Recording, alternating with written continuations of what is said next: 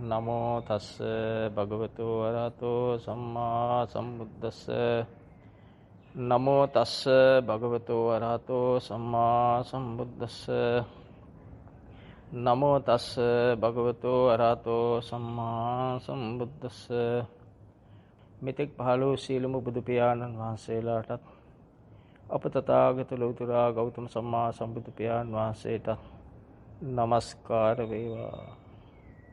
මේ මොහොතේ පවත්වන්නා වූ ධර්ම සාකච්ඡාව තුන් ලෝකයාටම හිතසුව පිණිස නිවන් මඟ උදෙසාම හේතු වාසනා වේවා. සද්ධර්ම ශ්‍රවණය කරමින් සසර කතරෙන් එතර වෙන්නට පාරමිතා පුරාගෙන පුහුණුව ලබාගෙන පැමිණි පින්වත් පිරිස් ධර්ම ශ්‍රවණය කොට ඒ ධර්මයේ ශ්‍රවණය වෙන මොහොතේම තමන්ට අවබෝධ වෙමින් තමන්ගේ හිත කය වචනය බොහොම සංවරමින් හිත නිවෙමින් මේ මොහොත තමයි තමන්ගේ ජීවිතේ වටින මොහොත බවට තමන්ටම තමා තුළම සාක්ෂිය පහළ වෙමින් වෙන කිසිවක් ඇහුවට හිත නොනිවෙන බවත් දහම ඇහුවම හිත නිවෙන බවත් තමන්ට සනිටුහන් වෙමින් සාක්ෂාත් වෙමින් සත්‍ය බවට ඔප්පු වෙමින් මේ මොහොත ගත කරන්නට උත්සාහ කරන්නයි අපි තුන් ලෝක වාසීන්ම මේ මොහොතේ සූදානම් වෙන්නේ. බොහොම කලාතුරකින් ලෞතර බුදු පියාණන් වහන්සේ කෙනෙක් ලෝකෙට පහළ වෙලා සංසාරේ පිළිබඳ උන්වහන්සේ දැක දැනගෙන අවබෝධයටපත් වෙලා නොදකින නොදැනෙන නොපෙනෙන අපිට අපි මේ භෞතික බාහිර ලෝකෙ කොච්චර දියුණු කරත් සසර ගැන හිතා ගන්නවත් බැරි දෙයක්.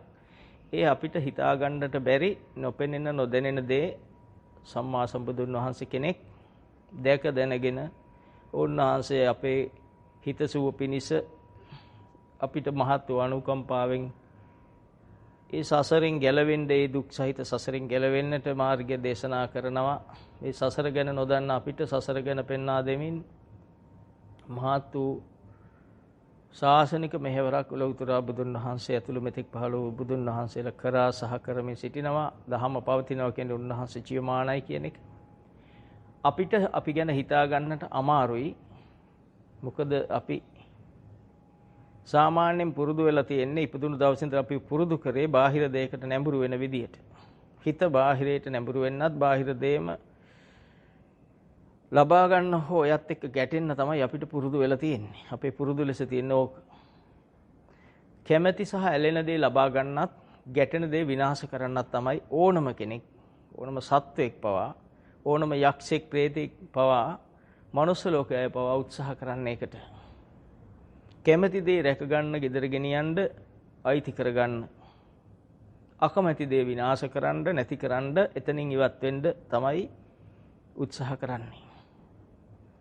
ඒ පිළිබඳවත් අපි දැනගෙන හිටියේ නෑ දහම අහන්න ඉස්සෙල්ලා. එහෙම දෙයක් වෙන බව දන්නෙත් නෑ. ඒක තමයි ජීවිතේ හැම මොහොතකම වෙන්නේ. නමුත් ඒක හැම මොහොතකම උනත් අපිට දැනගන්න කිසිම ක්‍රමයක් මේ දහම අහලා දහම අවබෝධ වෙලා අවබෝධ උදේ Tamanට ගැළපි පේන දවස වෙනකම් පෙනුනේ නෑ. පෙනුනත් ඒ Tamanට අසාධාරණයක් වෙන, Tamanට අවඩක් වෙන, Tamanට අනර්ථයක් වෙන මේ ඇලීම, ගැටීම, මුලාව කියන මේ රාග, ద్వේෂ, මෝහ කියන මේ පාප මූලයන් ඇසුරු නොකර ඉන්න Taman තුලම හැකියාව හැදෙන තුරු මේව ඇසුරු නොකර ඉන්නකොට හිතේ නිවෙනවා කියලා දැනගන්න ක්‍රමයක් තිබුණෙත් නැහැ.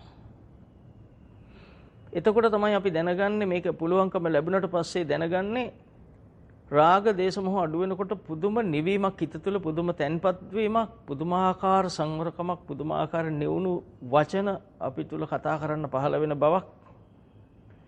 ඒ කියන්නේ වචනෙන් වෙන අකුසල් නවතින බවක්, පව් නවතින බවක්, කයින් කරන පව් නවතින බවක්, අඩු වෙමින් යන බවක්, සිතෙන් වෙන පව්කාර හැඟීම් පහළ වීම අඩු වෙන බවක් දහම අවබෝධ වෙලා භාවිතා කරන්න ගත්තමයි දක ගන්නට පුළුවන් උනේ, දැනගන්නට පුළුවන් උනේ. එතකන් අපි මොනවා දිනු කරත් මේ ලෝකේ තව කොච්චර දිනු කරත් ඒව දැනගන්නට පුළුවන් වෙන්නේ නැහැ. බුදුන් වහන්සේ කෙනෙකුගෙන් පමණමයි. එතකොට අපි ලෝකේ ඕනම දෙයක් උගන්වන කෙනෙකුට අපි ගරු කරනවා. නමුත් අපි බුදුන් වහන්සේ මෙච්චර අමාරු දෙයක් කාටවත් බැරි, ඔබම පෙර නොඅසපු දෙයක්, ඔබම පෙර නොදකපු දෙයක්, ඔබටම පෙර බැරුව තිබුණු දෙයක් පුළුවන් කරපු බුදුන් වහන්සේට අපි කොපමණ ගරු කරනවද කියලා හිතලා බලන්න. අපි උන්වහන්සේගේ ප්‍රතිමාවක් තියෙන තැනින් යනකොට අපි මොනතරම් සංවරශීලී වෙනවද අපිට එහෙම තාම වෙන්න බැරිද කියලා හිතලා බලන්න. ඔබ විශේෂ පුජ්‍යලෝ දැක්කම ඔවුන්ට බුදුන් වහන්සේටත් වඩා ගරු කරන කාම ලෝකේ කෙලෙස් ලෝකේ ඉන්න ප්‍රත්‍යඥ ලෝකේ නායකයෝ කියා ගන්න පිරිසට ඔබ කොපමණනම් ගරු කරනවද? ඔබ ඔවුන්ට කොච්චර ගරු නම්බු දීලා කතා කරනවද? ඔවුන්ගේ ජීවිත ආරක්ෂා කරන ඔබ කොච්චර දඟලනවද? ඔබ දිවි පුදලා හරි ඔවුන්ගේ ජීවිත රකින්න ඔබ දඟලනවා.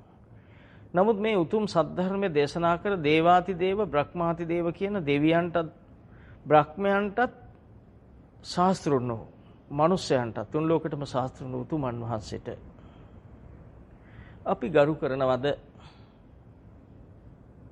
හිතලා බලන්න. අපෙන් ඒ යුතුයකම කෙරෙනවද?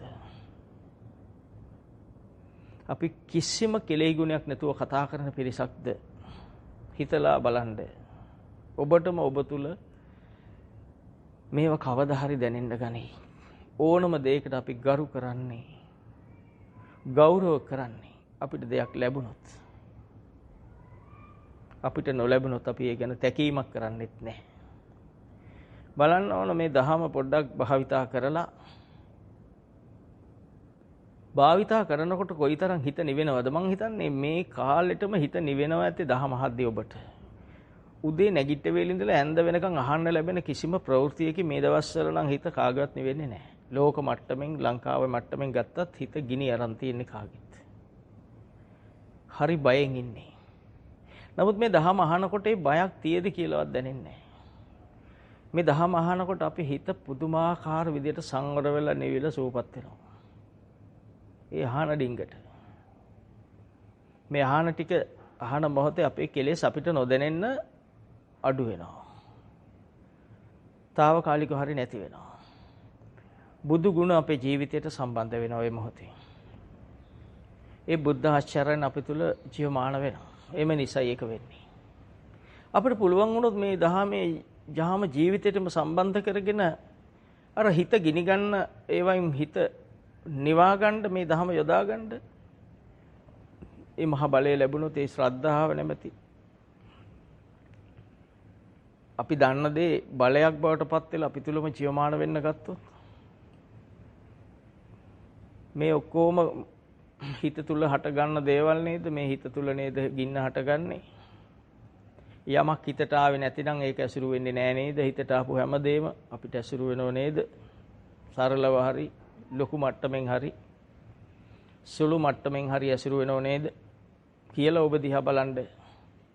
ඔබට ශබ්දයක් ඇහෙනකොට ශබ්ද දෙසට අවධානය යනව නේද? අවධානය යනවා කියන්නේ සිතක් නේද පහළ වුනේ? සිත පහළ වෙනකොට කායේ පැත්තට හැරෙනව නේද හිස? ඒ දිහා බලනව නේද? බලන්න ඒක පිළිබඳ සංකල්ප පහළ වෙනව නේද? ගන්ධයක් දැනුනොත් ඒ දෙසට ඔබේ හිත යොමු වෙනව නේද? ඒ දෙස බලන්න කැමැත්ත හෝ අකමැත්ත බලවත් වෙනව නේද ඔබ තුල? මේවා දහම. මේවා ජීවමානව දකින්න තියෙන දේවල්. කාටත් කිසිම ભેදයකින් තොරව දකින්න තියෙන දේවල්. ඒ දෙස බලනකොට ඒ දෙසට අවධානය දෙනකොට අපේ හිත නිවෙනවද, ගිනි ගන්නවද, ඇලෙනවද, විනාශ කරන්න හිතනවද? හිතේ දැඩි ක්‍රෝධයක්, දැඩි පටිගයක්, දැඩි ද්වේෂ සහගත බවක් එනවද? දැඩි රාගික බවක් එනවද? ඔබ තමා දන්නේ. හැබැයි එහෙම තියෙන බව දැනගන්න කිසිම ක්‍රමයක් නැහැ දහම නැතිනම්. මේ දහම ඇහුවට පස්සේ මේක මැවිලා ගැළපිලා පේනකොට අපිට දැනෙනවා බුදුන් වහන්සේ මොනතරම් අපි වෙනුවෙන්ම නේද මේ කරේ. උන්වහන්සේ මුකුත් ලෝකෙන් ලබන්නේ නැහැ නේද? ලෝකේ දේවල් දුක කියලා දකිද්දි ලෝකේ දේවල් වලට ආසාවක් එනවද? අපි තාම කොහෙද ඉන්නේ කියලා දැන් ගලපා බලන්න ඔබට අයිතිය තියෙන ඔබ නිදහස් තාම.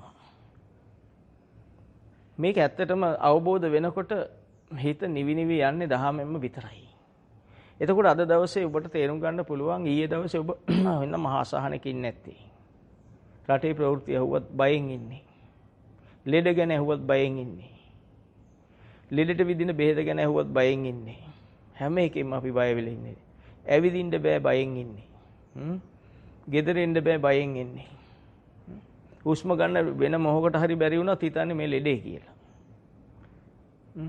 බුදුමාහාර තැතිගැන්මකින් ඉන්න වෙලා නේද අපිට කොච්චර කලක් වෙනවද දැන් මේක පටන් අරන්. තා කොපමණ නම් යයිද?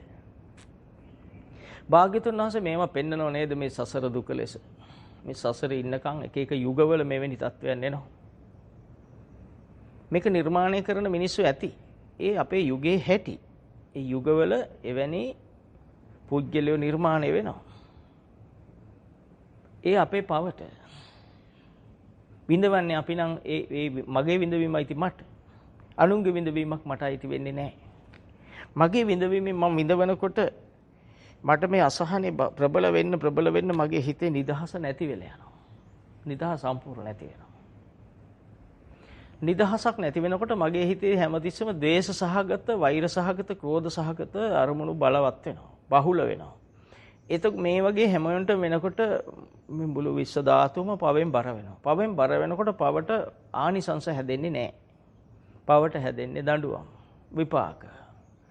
ඒක නිසා තමයි පරිසරයේ ගහක බැලුවක් ගහක ගෙඩි නැත්තේ. හැදුනත් ඒව මලානිකා එක්ක සත්තු කාලා. ඒකට අපිටම අපේ තියෙන ගතියටම වසංගත රෝග හටගෙන, වසංගත රෝග ඒකේ සත්තුය හටගෙන. කෘෂි කර්මය විනාශ වෙනවා. දලඹුව හට ගන්නවා කියන්නේ ඒක. අපි දුසිල්ලත් වෙනකොට අපේ තියෙන වූ නරක කිරණ නිසා අපිටම බලවත් වූ විපාක හට ගන්නවා බාහිරින්. ඔබ දන්නවා විදුහ රජුරෝ ගිහිල්ලා ශාක්‍ය වංශිකයෝ නිදේහානිදි පෙති ගහනවා. මරලා දානවා. ඔවුන් පෙර කරපු අකුසලයේ මොකද්ද පස්සේ හොයාගන්න ભેද වෙන නිසා කියන්නේ නැත්තේ. කාගේ හරි හිතක් රිදෙනවා නම් ඒකෙන් ඇති ඵලයක් නැහැනේ අපිට. ඒ නිසයි නොකියන්නේ. ඒක හොයාගන්න ඕන. ඔවුන් නිදේහානෙන් මරලා දානවා. එම නිසා මේ පෙර කර්මයේ ලෙස භාග්‍යතුන් වහන්සේ හිටියයින් විස්තර කරා. භාග්‍යතුන් වහන්සේ නොහිටිය නම් ඒක විස්තර කරන්නේ කොහොමද? හතුරුකමක් ලෙස. පෙර දෙයක් ගලපා පෙනෙන්නේ බුදුන් වහන්සේගේ බුද්ධ ඥානෙට. පෙර අතීතේ මේ වෙච්ච දෙයක් ඒකේ දඬුවම මේක ඉවරයක් නැතුව ගලාගෙන යනවා කියලා භාග්‍යතුන් වහන්සේ දේශනා කළ නිසා අය පිළිගන්න පුළුවන් පිරිස. ඒ ශ්‍රද්ධාව තියෙන සසර පුරුද්ද තියෙන පිරිසට පිළිගන්න පුළුවන් ලෙස විග්‍රහ වෙලා පෙනෙනව. නැති අයට විග්‍රහ වෙන්නෙත් නැහැ, පේන්නෙත් නැහැ. ඒගොල්ලන්ට පේන්නේ හතුරෝ පිරිසක් ගැහුවා කියලා. මම මේ කොටස් උපමා දෙක තුන ගන්න ඔබේ හිත දහමටම නැඹුරු කරන්න.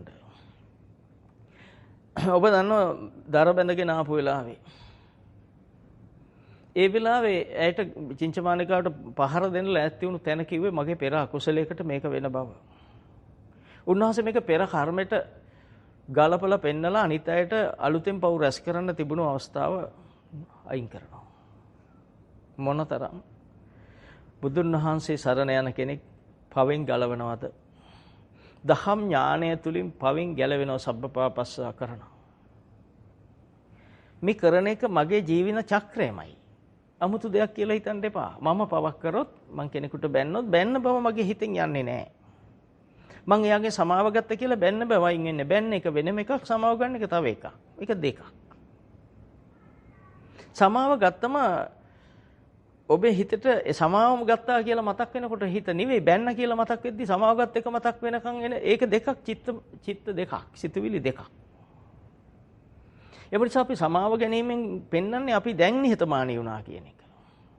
බනිද්දී නිහතමානී කෙනෙක් නෙවෙයි, පාපයේ ගැලිච්ච කෙනෙක්. දැන් මට දහම නිසා මම නිහතමානී, මම මහා උදාර එඩිතර පුරුෂයෙකු. එඩිතරයි කියන්නේ මේ ගහ ගන්න කෙනාට නෙවෙයි, ওই සමාව ගන්න පුළුවන්. තමන්ගේ පෞකාර ධර්මයන්ට තමන් දැන් එකඟ නැති සිතක් තියෙන මනාව හික්මුණු පුරුෂයා. මහාවීර කියලා කියනවා. වීරයන් කියලා කියනවා. ධීරයන් කියනවා. ඒ මගඵල ලබන්න මාර්ගය සකස් කර ගන්න අය. එතකොට හිතන්න අපිට ඒ தත්ත්වේ ලැබුණු දෙයක්මයි, නොමිලෙම ලැබුණු දෙයක්මයි. නැත්තම් අපි සමාව ගන්නෙ නැහැ. අපි ඒක කරලා ඒක මතක් වෙනකොට තව එකක් ඔහුගෙන් පරිගන්නමයි ඉන්නේ.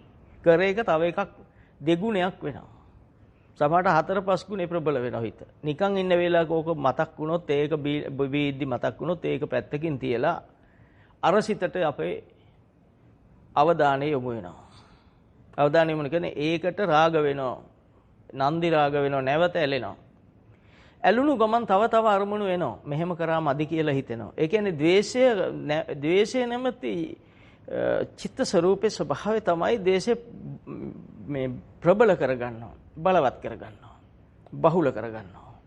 රාගයේ ස්වභාවය තමයි රාගය බලවත් කරගන්නවා, ප්‍රබල කරගන්නවා, බහුල කරගන්නවා. ඉතින් මේවා ප්‍රබල කරගන්න බාහිර ගැටීම් ඇලීම් සකස් විය යුතුයි. එව ධර්මතාව ඔබ තුල සකස් වෙන්නේ ඔබටවත් නොදැනෙන්න. ඔබට ඉස්කෝලේදී අවවාදයක් දුන්නු කල ඔබ අවංක අය, ඉස්කෝලේ ගුරුවරුත් ඉස්කෝලේ යද්දි ළමයි. මං කියන්නේ කාටත් මේක තමන් ළමෙක් කියලා හිතන්න. එතකොට මේකට උපමාව උත්තරෙත් එක්ක එයි.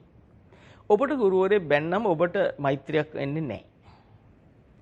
වරද හදන්න බැන්න එක දන්නේ එයානේ. නමුත් අපිට ගැහුවා නම් ගැහුවකට විරුද්ධ සිත එනවා. එහෙම නේනව නම් එහෙනම් රාතන් වහන්සේ කෙනෙක් එන කෙලෙස් නසපු කෙනෙක් විය යුතුයි. කෙලෙස් තියෙද්දී තියෙනේම ඇවිස්සෙන්නේ. අපි ඉතින් ඒක පෙන්වන්නේ නැත්තේ බයට. එක්ක ගෞරවයට. ගෞරවය ඇස්සේ ද්වේෂය තියෙනවා. එතකොට මේ ටික වෙලාවක් යනකොට මේ ගුරුවරයා ගැන අපිට එන්නේ පලි ගන්න අරමුණ. නමුත් අපි දන්නේ නැහැ අපේ වරදක් පෙන්නුවේ අපිට හොඳක් කරන්න කියලා. අපිට මේක තේරෙන්නේ ටිකක් ඉහළට ආවම. අපේ වරදක් හැදුව එක. ඒකනේ අපි ඉහළට ඇවිල්ලා විභාගත් පාස් වෙලා රස්සාවක් කරද්දි කියන්නේ අපේ ගුරුවරු අපිට ගැහුවේ නැත්නම් අපි නොමග යනවා කියලා. බැන්නේ නැත්නම් අපි නොමග යනවා කියලා. නමුත් ඒ වෙලාවට අපේ ස්වභාවය ගැන මම කිව්වේ අපේ ස්වභාවයෙන් ද්වේෂයේ උපදින එක ඒක ධර්මතාවක්. ඒ වගේ තමයි. ඔබට මේ ධර්ම කරුණු වහනකොට ඔබට වරදක් කියනවා කියලා හිතුනොත් ඔබට ද්වේෂය ඇවිස්සෙනවා. ඔබට හිතන මේක බොරු මේක එක තර්ක කරන්න ඕන කියලා මෝඩ මට්ටමට හිත ගමන් කරනවා. ඒක ස්වභාවය. පුජ්‍යලේගෝ ස්වභාවය නෙවෙයි ධර්ම ස්වභාවය. ඒක තමයි ධර්මවල ස්වභාවය. උපාදානය වෙනවා. ඊට පස්සේ ආපු අරමුණ අයිති වෙලා ඒ අයිතියෙන් ඔබ හැසිරෙනවා. හැසිරෙනවා කියන්නේ තව තව පව් එකතු කරගන්නවා. මේ දහම ඇහුවයි මේ ඔක්කොම දැනෙනවා. මේ ඔක්කොම පේනවා. දැන් මේවා නවත්ත ගන්න පුළුවන්කම තියෙන්නේ දහම දන්න කෙනාට විතරයි. නොදන්න කෙනාට නවත්ත ගන්න බෑ. නවත්ත ගන්නවා කියන්නේ උපායක්. ඒක ඒ වෙලාවට පාඩු විඳලා පස්සේ මම පලි ගන්නම් කියන අරමුණ. ඒක ඔබ දන්නවා ඔබ ඔබේ හිතට ඔබ එකඟ නම් අවංක නම්. අවංකයි කියලා දෙයක් තියෙනවනේ මේ ලෝකේ. අවංක නම් ඔබ දන්නවා ඇත්ත මේ කියන්නේ. පොඩ්ඩක් බොරු නෙවෙයි. දැන් බැරි නිසා පාඩුවේ මං යනවා. යන්නේ අනිත් වටේ ඉන්න අයට කියාගෙන මට මෙහෙම බැන්න කියන්නේ යාළගේ උදව් අරගෙන ලොකු කණ්ඩායමක් හදන් පලිගන්න. මෙන්න මෙහෙම තමයි පාපය අපි තුල තියෙන්නේ. සහ පැවතුනේත් සහ අනාගතේ පවතින්නේත් අවිද්‍යාව තිබ්බොත් නොදන්නකම බැරිකම බුද්ධ ශාසනය පිළිබඳ අනවබෝධය තිබ්බොත් බුද්ධ වචනේ පිළිබඳ අනවබෝධය තිබ්බොත් අනාගතයටත් ඔච්චරයි. එතකොට බුදු පියාණන් වහන්සේ Tamanට දරබඳන් එද්දි පෙර කර්මය විස්තර කරපු හැටිත් නාලාගිරි ඉස්සරහා පෙර කර්ම විස්තර කරපු හැටිත් තුනටි අමාරුවේදී පෙර කර්ම විස්තර කරපු හැටිත් එතකොට උන්වහන්සේ හැම තැනම පෙර කර්ම විස්තර කරපු ලස්සන අලුතෙන් ඒවා පටන් ගන්න තැනුත් ඇති පෙර කර්මෙන් වෙන ඒවාත් තියෙනවා අපිට අන්න හිතා ගන්න පුළුවන් ඒකට විපාකෙම එන්නේ කරද්දි හිතුවේ නෑ විපාකයක් එනවා කියලා. කරන කරට පව මිහිරිය මීසේ කිව්වේ. ඒක පව කරනකොට එයාට කරේ මිහිපැණි වගේ. කරන්න ආසයි. කෙනෙකුට බනින්න ආසයි. තේරුණාද? හැබැයි ඒක දඬුවමක් ගන්නවා කියලා දන්නේ නැහැ. ඒ හැම එකකම සසර පුරුද්දේ ප්‍රබල වීමත් විපාකයක එකතු කර ගැනීමත් කියලා කොටස් දෙකක් තියෙනවා. සසර පුරුද්ද යනු මොහුට බැනපු එක නැවත මතක් වීම. මතක් වෙනකොට නැවත බනින්නම හිතෙනවා. නැවත හිතෙන් බනිනවා. හිතෙන් ඒ දේ කරනවා. ඔහු නැත්තම් හිතෙන් කරනවා. හම්බුනොත් ඔරවනවා. බනින්න බැරි නම් එයා උසස් තැනකට ගිහිල්ලා නම් බනින්න බැරි නම් ඔරවලා හරි තනියෙන් මූණ රකුසෙක් වගේ හදාගෙන තනියෙන් මේක විකෘති වෙනවා. Tamanට Taman පේන්නේ නැහැ. කණ්ණාඩිය ගාවට ගියත් කණ්ණාඩිය පේනවා Taman පේන්නේ නැහැ. තමන් පෙනුනත් හිතන්නේ මේ මදි ඔරවලා. තව ටිකක් විකෘති කරගන්න ඕන මූණ කියලා හිතෙනවා. තව ටිකක් ඔරවන්න ඕන හොඳට. මේකත් දැනෙන්නේ නැහැ කියලා කණ්ණාඩි දිහා බලාගෙනත් හිතුවේ ඔරවන එක හොඳට දැනෙන්න ඔරවන ක්‍රමය මොකක්ද? ඒ කියන්නේ හොඳටම විකෘති වෙන ක්‍රමය. අපි එහෙමයි හිටියේ. අන්න එහෙම හිටපු අපිටයි ලෝකයටම ශාස්ත්‍රූ බුදු පියාණන් වහන්සේගේ දහම අහන්නට ලැබුණේ. ඇහුවාම උන්වහන්සේ බොහොම සරල තැනකින් දහම පෙන්නලා සබ්බපාපස්සා කරන සියලුම පව් නොනේව තියෙද කියලා ඉතින් ඔබ හොයාගන්න. අපිට පටන් ගන්න හැම එකකින්ම අපි සසර පුරුද්දක් එකතු කර ගන්න ගමන් අනුන්ට බැනපු පුරුද්ද දිනු කරන ගමන් විපාකත් එකතු කර ගන්නවා. අපි දැක්ක චුල්ලපන්තක හාමුදුරුවන්ට පාඩම් මතක හිටින්නේ නැහැ ගාතාවක් මොකක්වත්. පෙර භවයේ ඉගෙන ගන්න පුළුවන් කෙනෙකුට ආතුරුකම් කරලා. කුණ්ඩදාන මහරහතන් වහන්සේගේ පසුපස රහත් වෙලත් කාන්තා රූපයක් මැවෙනවා. කුණ්ඩදාන මහරහතන් වහන්සේට නෙපෙනුනාට මැවෙනවා. පෙර කල දෙවියෙක් වෙලා ඉද්දී පින්වත් භික්ෂුන් වහන්සේලා දෙනමක් කැලෙන් ගමන් කරද්දී වනගතව පැත්තකට තමන්ගේ සුළු අවශ්‍යතාවකට ගිය භික්ෂූන් වහන්සේ අනික් සංගරුවනගෙන් අවසර අරන් ගිහිල්ලා තිබ්බේ එන ගමන් පසුපසින් කාන්තා රූපයක් විදියට වෙස්මවාගත්ත දෙවියෝ. ඒ විපාකෙන් අවීචි මහ නිරේ ඉඳලා මනුස්ස ලෝකෙට එන්නේ නිවන් දකින්න පාරමිතා පුරලා තිබුණු නිසා. පාරමිතා පුරලා නිවන් දැක්කත් අර විපාකෙට පසුපසින් කාන්තා රූපයක් තියෙනවා. මිනිස්සුන්ට පේනවා. දැන් හිතන්න මේ අපි කරන්න ඇයි පව් කරන්න එපා කියන්නේ කියලා. මම ඒ කොටසට තමයි අදාවේ. පව් කරන්න එපා. සතෙක් කූඩුවට ගියාම තලගොයෙක් ගුහාවට ගියාම වැහුවා ගලක් දාලා කුඩා කාලේ කාශ්‍යප බුද්ධ ශාසනය. මේ ඒකට දඬුවම් විඳලා අපාගත වෙලා ඇවිල්ලා මනුස්ස ලෝකේ නිවන් දැක්ක දහමහලා. ඒ කර්මය ගෙවමින් ඇවිල්ලා මනුස්ස ලෝකෙදී උත්තමත්වයටපත් වෙලා දහමහලා නිවන් දැක්කා. උන්වහන්සේ බුදුන් වහන්සේට කිව්වා මම මෙන්න මේ ගල්ලේනේ තමයි ජීවත් වෙන්න තීන්දුව කරේ. ඊට පස්සේ මහා භූමිකම්පාවක් ඇවිල්ලා ගලක් පෙරලිලා කළු ගලේ දොර අර විදියටම වැහුණා මහා ගල් පර්වතයක් ඇවිල්ලා. උන්වහන්සේට එරුදි ප්‍රතිහාර බැරි නිසා ගල් ගලනේ හිර වුණා. එළියට සද්දයක්වත් ඇහෙන්නේ නැහැ. ඒක ඇතුළෙම निराහාරව පිරිනවම් පානට වුණා. එතකොට අර තේරුම් ගත යුතුයි පෙර අර සතා ගුහාවට ගියාම ගුහාව වැහුවේක විපාකේ. මේවනේ කතා නම් බොහෝ තියෙනවා. ඔබ අවබෝධ කරගත යුතු නිසා ඔබට පව් කරන්න එපා කියන්න මම මේ කතා කරන්නේ. අපිට අපේ හිත නොපෙනී බාහිරේ පේන්නේ. සාමාන්‍යයෙන් දහම නොදන්න කෙනෙකුට කෙලින්ම තමන්ගේ අරමුණ බාහිරට යන එක වෙන්නේ.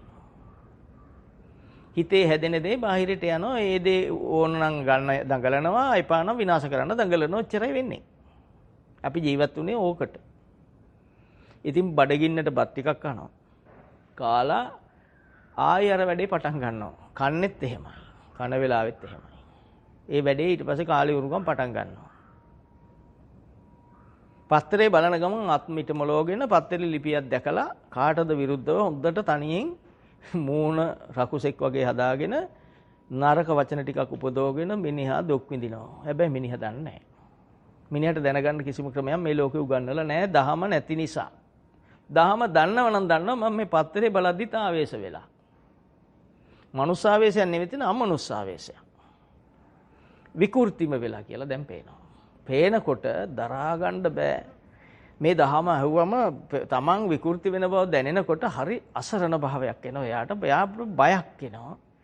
මට තාම හරියට හෙල්ලෙන්නේ නැතුව සිත වෙනස් කරගන්නේ නැතුව හිත නිවාගෙන පත්තරයක් බලන්න බෑ. බැලූ ගමන් ඒකට ඇලෙනවා. මේක මටත් තිබුණා නම් හොඳයි කියලා ඇලෙනවා ඒකට. හොයන්න හිතෙනවා. ලෝකෙම ඇඟිලි තුඩේ කියලා ෆෝන් එක තියෙනවනේ ඊට පස්සේ බලනවා මේකෙන් කතා කරන්න නම්බර් තියෙද කියලා. එච්චර දුර යනවා මේක. රාග දේශ. දැන් ඔබ දන්නවා ඔබ කවුද කියලා. ඔබ වගේ තමයි අනික් කෙනා. කවුරුත් එකයි. ඒක නිසා එකම දහමක් තියෙන්නේ. භික්ෂු භික්ෂුණී උපාසක උපාසිකා යන සිව්වණක් පිරිසටම දහම දෙසුවේ එකම දහම දෙසුවේ එකයි. එතකොට අපි දැන් අද ඉඳලා උත්සාහ කරන්නට ඕන පවු නොකර ඉන්න. මොනවද පව්? යම් ක්‍රියාවක් කරද්දී විපාකයක් නම් ඒක නැවත කරන්න පෙළඹෙනවා නම් හිතෙන් ඒකෙන් අසහනයක් එනවා නම් ඒකෙන් අනුන්ට කරදරයක් වෙනවා නම් අනුන්ට පීඩාවක් වෙනවා නම් ඒව පව්. Tamanට ඉතින් ඒකෙන් විපාක අනාගතයටත් ඒ මොහොතටත් හැදෙනවා. මේකෙන් බේරෙන්න බෑ.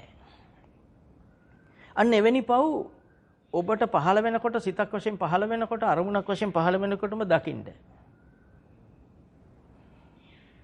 මේක සිතුවිල්ල. හරිම ලේසි.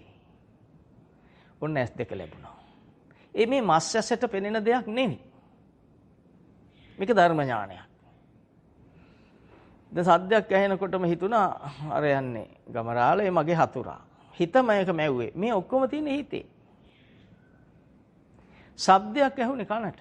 දැන් අපි දහම දන්නේ නැත්තම් මේකේ ඇත්ත කියන්නේ වෙච්ච ආකාරය. සත්‍ය ඥාන කියන්නේ වෙච්ච ආකාරය. කන ශබ්ද ගැටුණා.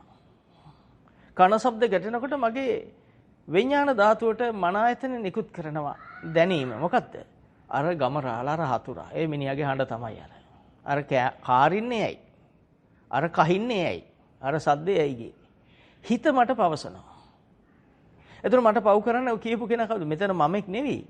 මේ පව නිර්මාණය වෙන හැටි. දැන් මම හිතන ඒ මිනිහ හතුර. අන්න දැන් එතන සක්කාය දිට්ඨිය වැඩුණා. මම ඒක පිළිගත්තා. අවිද්‍යාව මූලිකව පවතිනවට කිව්වේ පිළිගත්තා කියලා. දැන් දහම හොඳට තේරෙන අයට පුදුම සතුටක් මෙහි පිළිවෙල නියම නුවණ එනකොට පුදුම ගාම්භීර සතුටක් නිහතමානී සතුටක් එන්නම ඕන. ඔව් මට දැන් වැඩුණා ඒ ගමරාල. දැන් එයාට පේනවා ගමරාල කියන්නේ මගේ හිතේ පහළ වූ සංකල්පයක්. ඔහු මගේ හතුර කියන්නේ මගේ සිතේ හටගත්ත සංඥාවක් හැඳිරීමක් විතරයි. සංඥා මාත්‍රයක් විතරයි.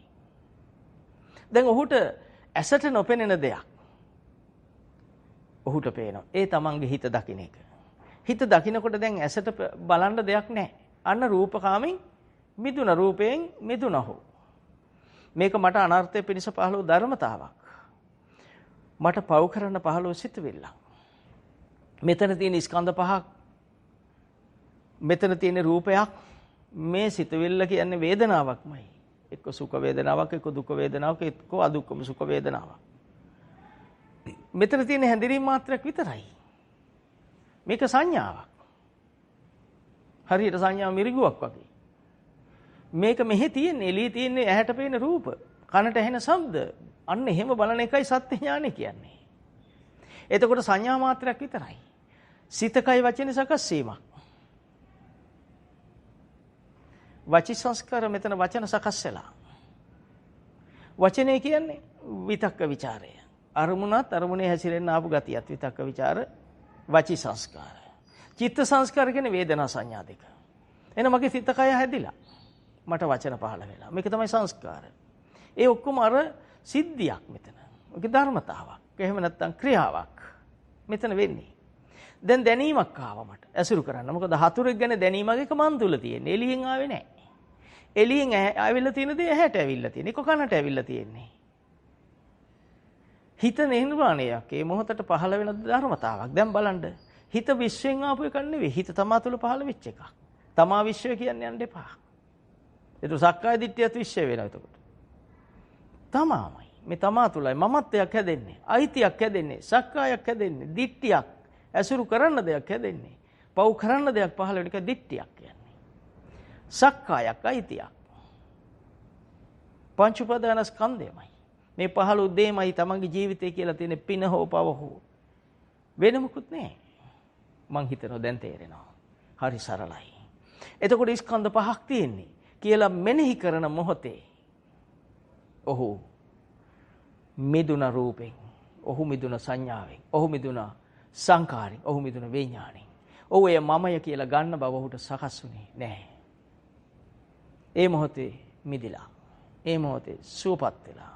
ඒ මොහොතේ සැනසීලා. ආපස්සට හැරිලා බලන්න දැන් මම මේක කරා නම් මේ දහම නොදැන හිටියනම් මං ගමරාල හතුර කියලා බැලුවා නම් මට සිත පාපින් ගැලෙනවා. පිරෙනවා. දැන් ඒ සිතුවිල්ලක් ඒ උපාදානස්කන්ධයක් කියලා හිතන වෙලාවේ මම සත්‍ය ඥානයේ තියෙන කෙනෙක් බවට පත් වුණා. මම නිවුණා. මම නිවුණා කියන්නේ දැනීම සඳහා කියන වචනයක් විතරයි. නිවෙන තැන මමෙක් නෑ. මම නිවුණා. නැත්නම් මම නිවුණ කියන එක නොකිය ඉඳලා නිවන් දකින්න හිතන්න එපා. මේ ප්‍රකාශනයයි ධර්මතාවල් සකස් වෙන ආකාරය දෙකක්. ධර්මතාව සකස් වෙන ආකාරය විග්‍රහ කිරීම තමයි මම නෙවුණා කියන්නේ. ඒ ධර්මතාව අයිති වුණා නම් අන්නේ අයිතියෙන් බාහිර ඇසුරු කිරීමයි සක්කාය දිට්ඨිය කියන්නේ. ඒ ධර්මතාව නොදැන හිත ක්‍රියාත්මක වීම තමයි සක්කාය දිට්ඨිය කියන්නේ. ඒ බාහිර ක්‍රියාකාරකම් තමයි පව කාය කර්මයක් වචී කර්මයක් ලෙස පවක් ලෙස සංසාර පුරුද්දක් ලෙස සකස් වෙනවා කියන්නේ. එතකොට නොදැනීම මුල් වෙනවා, අවිද්‍යාව මුල් වෙනවා. දැක්ක ගමන් ඒ වෙලෙම නිවෙනවා. නිවුණු බව දකින්න. ඒකෙන් මිදුණු බවක් දකින්න. එතකොට Taman දකින්නේ Tamanගේ ඵලය. මේක චුට්ටි මොහොතක චුට්ටි කාලයක්. ඒ මොහොතේ සිතුවිල්ල තුලින් මන් නෙවුණා. ඒ වෙලාවේ ඔබ ගාව නැති වුණේ මොනවද? උපන් දෙය නැති වුණා. මොනද උපන්නේ? රාග දේශ මොහ උපන්නා. දැන් ඒක ඇසුරු නොවුණා නම් රාග දේශ මොහ ඇසුරු වුණේ නැහැ. එහෙනම් ඒකෙන් ඇසුරු නොවුණු බව දකින්න. ගමරාල හතුරු කියනකොට රාග දේශ මොහ පහළ වුණා. ගමරාල හතුරු කියන්නේ සිතුවිල්ලක් කියනකොට උපන් රාග දේශ මොහ ඇසුරු නතර වුණා. අවිද්‍යාව ඒ මොහොතට නැති වුණා. ඒ මොහොතට බුද්ධිය අංග සකස් වුණා. සතිය වැඩුණා. සතිය කියන්නේ උපාදානස්කන්ධ විදියට බලන්න පුළුවන්කම. එයා දැක්ක මේවා ධර්මතාවල් කියලා. උපාදානස්කන්ධය කියන්නේ ධර්මතාවක්. එයා ඒ හිතලා බලනකොට පේනවා මේ චතුරාර්ය සත්‍යනේ අවබෝධය.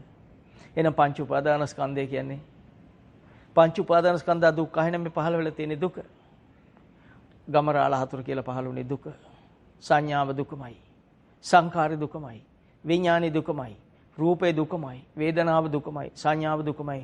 මෙනෙහි කරන්ඩ උපාදානස්කන්ධයේ දුක නම් ඒ මොහොතේ පහළ වූ සියලුම ස්කන්ධය ස්කන්ධ පහම දුකමයි. දුක කියලා මෙනෙහි කරනකොට ඒක තමයි දුක්ඛ නිරෝධය වෙන්නේ. දුක කියලා මෙනෙහි නොකරනකොට ඒක තමයි අයිතියටපත් වෙලා ඇසුර බවටපත් වෙන්නේ. අඳුරේ දල්වන පහනමයි අඳුර නැසන්නේ. පහන දල්වන මොහොතේමයි අඳුර නැසෙන්නේ. එතකොටයි පේන්න ඕන අඳුර නැසුණු බව. පහනේ ආලෝකයේ ප්‍රමාණයට අඳුර නැසුණු බව දකින්න. මෙනෙහි කරන්න. මම ගමරාල හතුර කියලා හිතනකොට මට පව් කරන්න සිතක් පහළ වුණා කියලා මෙනෙහි කරන්න. මම මේක උපමාවක් ගන්න කාටත් පහසු වෙන නිසා. ඕන උපමාවකට දාන ඔක්කොම එකයි. ඔක්කොම එකම ක්‍රමයකට ක්‍රියාත්මක වෙන්නේ. එතකොට මට පෙනුනේ නැති දෙයක්, පෙර නොඅසපු දෙයක් මේ අහන්නේ. පෙර නොදකපු දෙයක් දකින්නේ. පෙර විග්‍රහ නොකරපු දෙයක් මේ විග්‍රහ කරගන්නේ. චක්කුං උදපාදි ඥානං උදපාදි. පෙර නොතිබුණු ඥාන දර්ශනයක් මේ ඔබට ලැබෙන්නේ. පෙර නොතිබුණු ප්‍රඥාවක් මේ ඔබට ලැබෙන්නේ ප්‍රඥා උදපාදී. පෙර නොතිබුණු මහා ගාම්භීරත්වයක් විද්‍යාවක් මේ ලැබෙන්නේ විද්‍යාව. පෙර නොතිබුණු ආලෝකයක්, පෙර නොතිබුණු අඳුරක් නැසන ආලෝකයක් බඳුයි මේ ලැබුණු ඥානය ආලෝක උදපාදී. ඔබට හිතා ගන්න මේවා.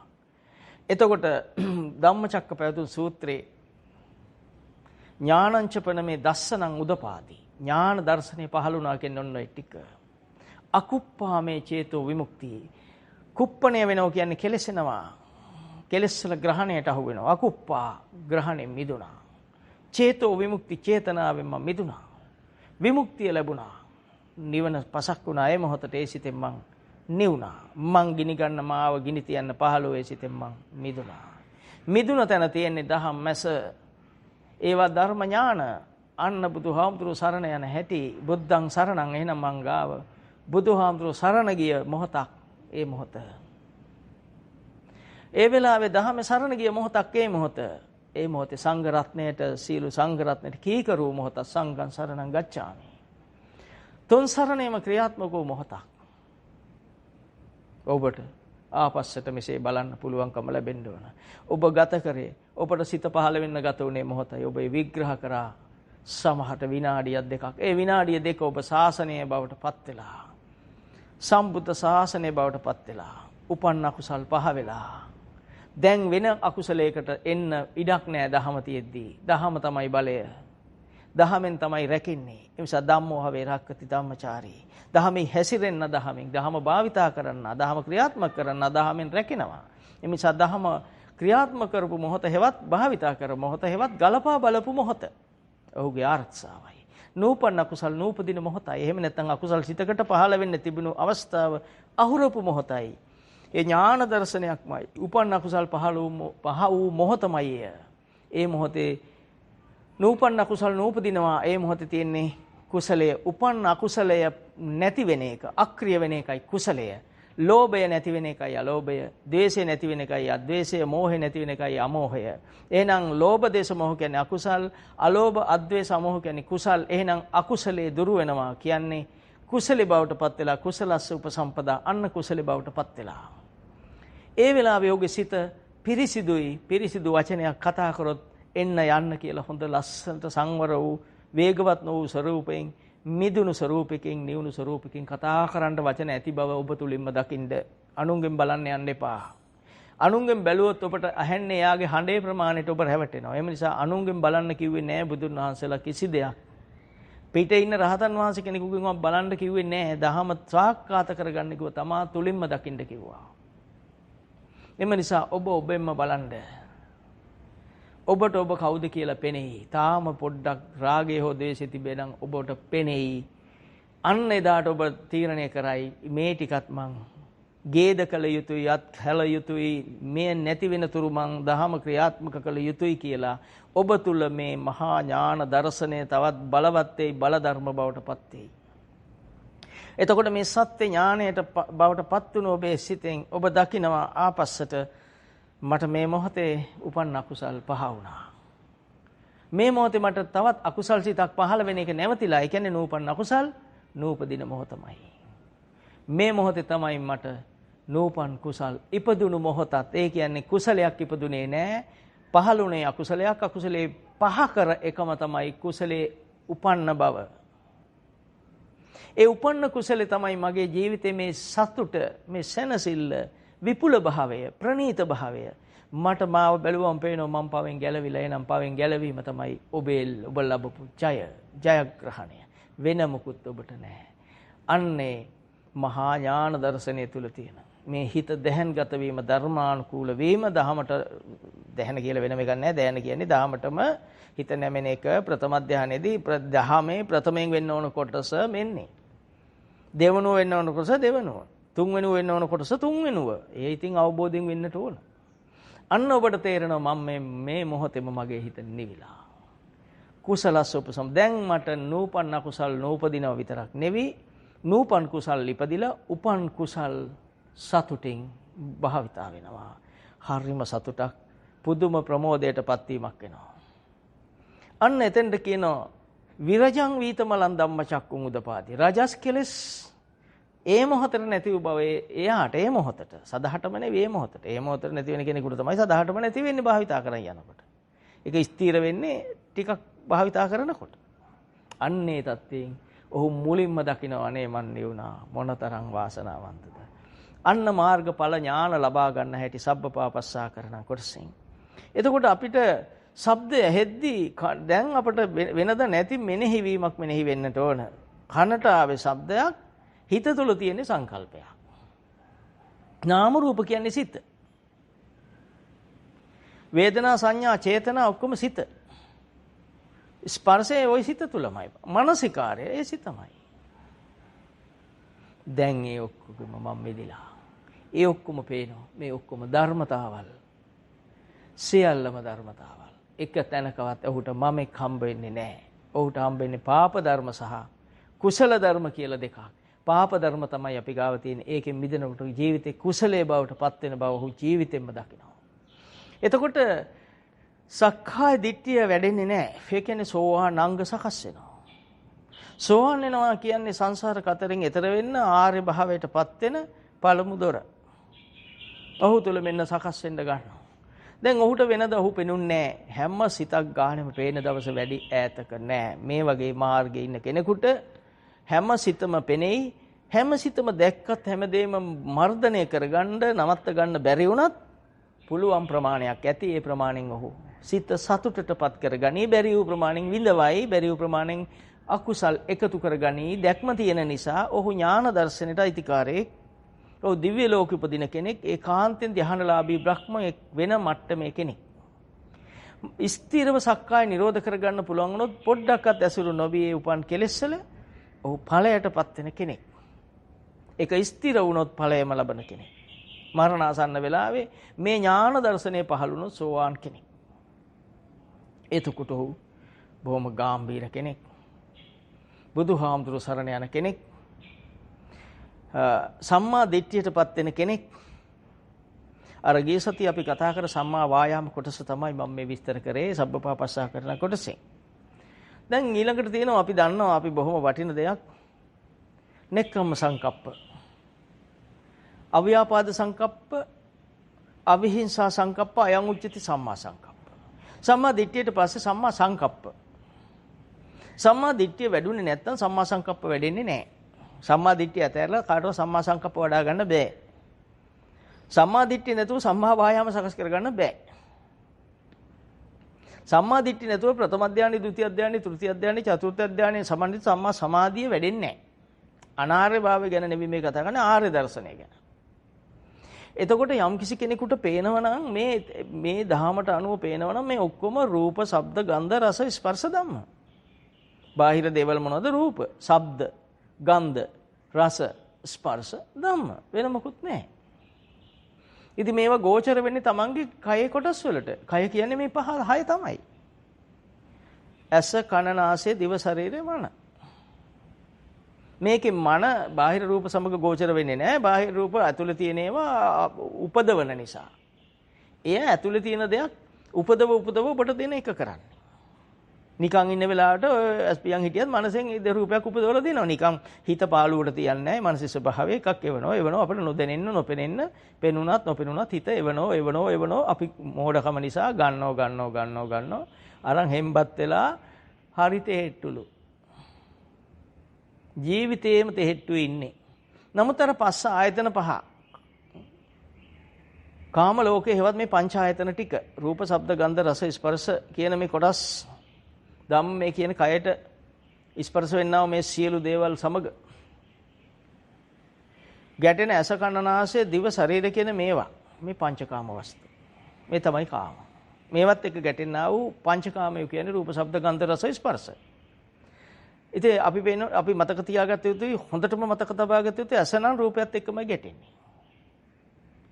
ඇසට යමක් පේනවා කියන්නේ ඇස එක්ක රූපයක් ගැටුණා කියලා සිහිය එන්න ඕනේ ඒ වෙලාවේ. ඒ වෙලාවේ එහෙම පුළුවන් එකට කියනවා සතිය. එහෙම මෙනෙහි කරන්න පුළුවන් එකට තමයි සතිය කියන්නේ. යමක් පේනකොට මේ ඇස රූපේ නේද? මේ ඇස රූපේ ගැටෙනවා. තමන්ට පුළුවන් භාෂාවක් ඇති භාෂාවෙන් ගලපන්න. මේ ඇස රූපයක් ගැටෙන වෙලාව. එහෙම හිතනකොට ඔබට ඊළඟට වෙන දේත් පේනවා, හිතේ සංකල්පය ආපු එකත්. වෙන් වෙලම පේනවා. උස කෙනෙක්, මිටි කෙනෙක්, හැඩ කෙනෙක්, කැත කෙනෙක් ආදී සංඥා ආවනම් ඔන්න පේනවා සංඥා. ඒකත් එක්කම ආපු වේදනාව. මේ ඇස රූප ගැටෙනකොටම සුඛ වේදනාව හෝ දුක වේදනාවක් ඇවිල්ලා ඇති ඒවා හොඳට බලා ගන්න පුළුවන්. ආයතන විදියට බලනකොටම අර ඔක්කොම පේනවා. රාහුල වාද සූත්‍රයෙන් බැලුවම ඇස රූප චක්කුම් පටිච්ච රූපේච උපජ්ජති චක්ක විඥාන. ඇස රූප ගැටෙන තැන විඥානේ පහළ වෙනවා. ඒකත් එක්ක ඒ තුන් දෙනාට කියන්නේ ස්පර්ශය කියලා. ඒ තුන් දෙනා එක්කම සුඛ වේදනා, දුක වේදනා, අදුක්කම සුඛම් වේදනාව තියෙනවා. එකක්. හෝ. එතකොට මේ වේදනාව පහළ වෙන්නේ ස්පර්ශයත් එක්ක. චක්කු සම්පස්සජා වේදනා. එතකොට වේදනාත් එක්ක සංඥා සංඛාර විඥාන. පංච උපාදාන ස්කන්ධය. අපි මෙතෙන්ට ගන්න බොහොම වටින සූත්‍රයක්. ඊටාම වටින. ඔක්කොම වටිනවා. බුදුන් වහන්සේගේ ඉස්පිල්ලක් ඇලපිල්ලක් ඔක්කොම මිල කරන්න බෑ. මෙතෙන්දි ගන්න පංචවග්ගීය සූත්‍රය. එහෙම නැත්නම් අනාත්ම ලක්ෂණ සූත්‍රය. ධම්මචක්කපවතුන් සූත්‍රය අහලා දහම්මැස පහල කරගෙන හිටපු පින්වත් කොණ්ඩඤ්ඤ උත්තමයටත් අති දහම් සද්ධානුසාරී වුණු ධම්මානුසාරී වුණු මහා ගාම්භීර වූ හතර ඉතිරි තවුසන් 4 දෙනා. වප්පපද්දී මහානාම අස්සජී කියන උත්තමයන් 4 දෙනා. උතුම් නිවනෙහි පිහිටවීම සඳහා බුදුන් වහන්සේ ඒ පෙළ දහම දේශනා කරනවා අනාත්ම ලක්ෂණ සූත්‍රය. එහෙම නැත්නම් පංචවග්ගීය සූත්‍රය. ඒ දේශනාව පෙන්වනවා රූපේ අනිත්‍ය විදියට. රූපේ අනාත්ම විදියට. රූපේ දුකක් විදියට. වේදනා සංඥා සංඛාර විඥානයද අනිත්‍ය වශයෙන් දුක් වශයෙන් අනාත්ම වශයෙන්. රූපේ අනිත්‍යයි දුකයි අනාත්මයි. නිකන් කියවන්න එපා. නිකන් කියවම පාඩම් කිරීමක් විතරක් වෙනවා. ජීවිතෙන් දකින්න. මේ පහළ රූපය මේක රූපයක්. මේක ආධ්‍යාත්මය තුල පහළ රූපයක්. ආත්මයන්ට ආපු රූපයක්. මේ අතීතද වේ අනාගතද වේ වර්තමානද වේ ස්පර්ශයෙන් හටගත් දෙයක්මයි වර්තමානයේ. නේද? ආධ්‍යාත්මිකද වේ බාහිරද වේ. දැන් ආධ්‍යාත්මයට ආව දේ බාහිරයි. දැන් තියෙන්නේ ආධ්‍යාත්මය තුල. මේ රූපය ඇස එක ගැටෙද්දී ඇසට ගැටෙන දේ තියෙන්නේ බාහිරේ. ගැටෙන්නේ ඇසේ. ඔය ආධ්‍යාත්මය ගැටෙන මොහොත ආධ්‍යාත්මය. ගොඩක් දේවල් තියෙනවා අපට අවබෝධ කරගන්න. ආධ්‍යාත්මය. එතකොට ගැටෙනවා. ගැටෙන මොහොතේ වේදනා සංඥා හැඳිනීම. සංඥා සංඛාර කයසිත වචන විඥාන දැනීම. ස්කන්ධ පහ.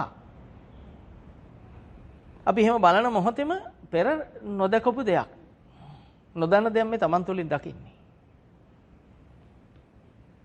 පුදුම සතුටක් එනවා එතකොට. අහෝ සුඛං කියලා අනේ සැපයි. ඒ වෙලාව එයාට ආපස්සට තව දුරටත් බලන්න පුළුවන් නම් පේනවා මේ ස්කන්ධ පහක් විදිහට බලනකොට අර හැඟීම නැති වුණා. අර සංඥාව චේතනාවක් වෙලා මානසිකාරයක් වෙලා නාම රූප විදිහට නැවත නැවත පාපෙහි ඇලී ක්‍රියාත්මක වෙන එක නවතිනවා. සංඥා සංචේතන නවතිනවා. එයාට පුදුමාකාර ගෞරවයක් එයාගෙන එනවා. එයාගෙන මේනෝ ගෞරවයක්.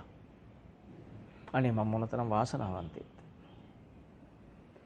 මේක තමයි මුල. එතකොට ආයතන විදියට දැක්කා එකපාරටම. ඇස රූපේ කනට දෙයක් ඇහුණොනේ කන ශබ්දේ. එහෙනම් ඇහෙන බව කියන්නේ ශබ්දයක් තියෙනවා. ඒ දෙක ධර්මතාවක්. ගන්ධයක් තියෙන නාසය දැනීම පහළ වෙලා. ගන්ධ සුවඳ ආග්‍රහණය කරන ශක්තිය පහළ වෙලා. රසයක් දෙනවනම් දිවට ඒ රස අදින ශක්තිය ජීවහව පහළ වෙලා. කය යමක් දැනෙනවා නම් ස්පර්ශ දැනෙන බව පහළ වෙලා. කයේ පොට්ටබ්බේ පහළ වෙලා. එයාට එහෙම හිතෙන්න ඕන. ඇස රූප කන ශබ්ද නාසය ගන්ධය දිව රසය කය ස්පර්ශය. අපිට මතක තියෙන්න ඕන. මේ ටික හොඳටම.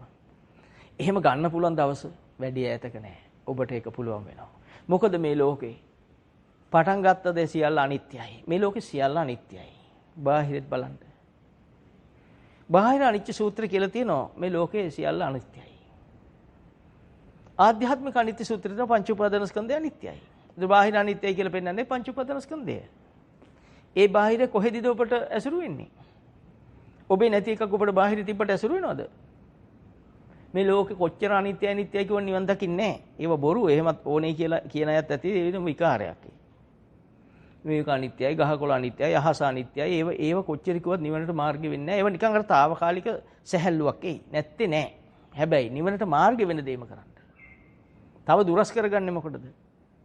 මෙහෙම කෙලින් අල්ලන්න පුළුවන් නැහැ පිටපැත්තෙන් අත දාලා රවුමක් ගන්න කියලා බැරි කරගන්නේ මොකටද? හිතලා බලන්න බුදුන් වහන්සේ මේ පංචවග්ගයේ සූත්‍රය පෙන්නනවා මේ රූපය පස්සක තවුසන් වහන්සේලාට නිවන් දැක්කේ මේ සූත්‍රය අහලා. අමෘත මහ නිවනටපත් උනේ. රූපය මම නොවේ, මගේ නොවේ, මගේ ආත්මේ නොවේ. මොනම රූපයක්, කයත් රූපයක් ඇසට. කයත් සතර මහා ධාතුන්ගෙන් හැදිච්ච රූපයක්. මේ අනිත් ඒවාද ඔක්කොම රූප. සබ්බම් බික්කවේ රූපං අතීතං වා අනාගතං වා පච්චුප්පන්නං වා අජ්ජත්තං වා බහිද්ධා වා අහිනා වා ප්‍රණීතා වා ඔක්කොම සබ්බම් බික්කවේ රූපං. මේ ඔක්කොම රූප. එතකොට මේ රූප හිත තුල දැන් හිතේ පහළ වෙනවා මේම ශබ්දය ඇහෙනකොටම තාත්තා කියලා. තාත්තා කියලා රූපයක් නැද්ද හිතේ පහළ වෙන්න? මන ආයතනේ රූප සංඥාවක් නැද්ද? රූපෙම තමයි. එතකොට තාත්තට තමන් කැමති නම් සුඛ වේදනාවක් නැද්ද? අකමැති නම් දුක වේදනාවක් නෙවිද එන්නේ? නේ? එතකොට ඒක නේද සංඥාවෙන්නේ තාත්තා කියන එකම සංඥාව ඒකත් එක්ක වේදනාව. මේ ඔක්කොම එකක්. එක මොහොත එකක්. ඒකත් එක්කම සිතකය වචනෙටනේ දැනෙන්නේ. දැනෙනවා කියලා තියෙන්නේ සිතකය වචනේ වෙන මොනවද තියෙන්නේ? වෙන මොකුත් නැහැ. දන්නවා කියලා තියෙන විඥානයනේ. දන්න බව දන්න එක ඥානය, දන්න බව නොදන්න එක විඥානය.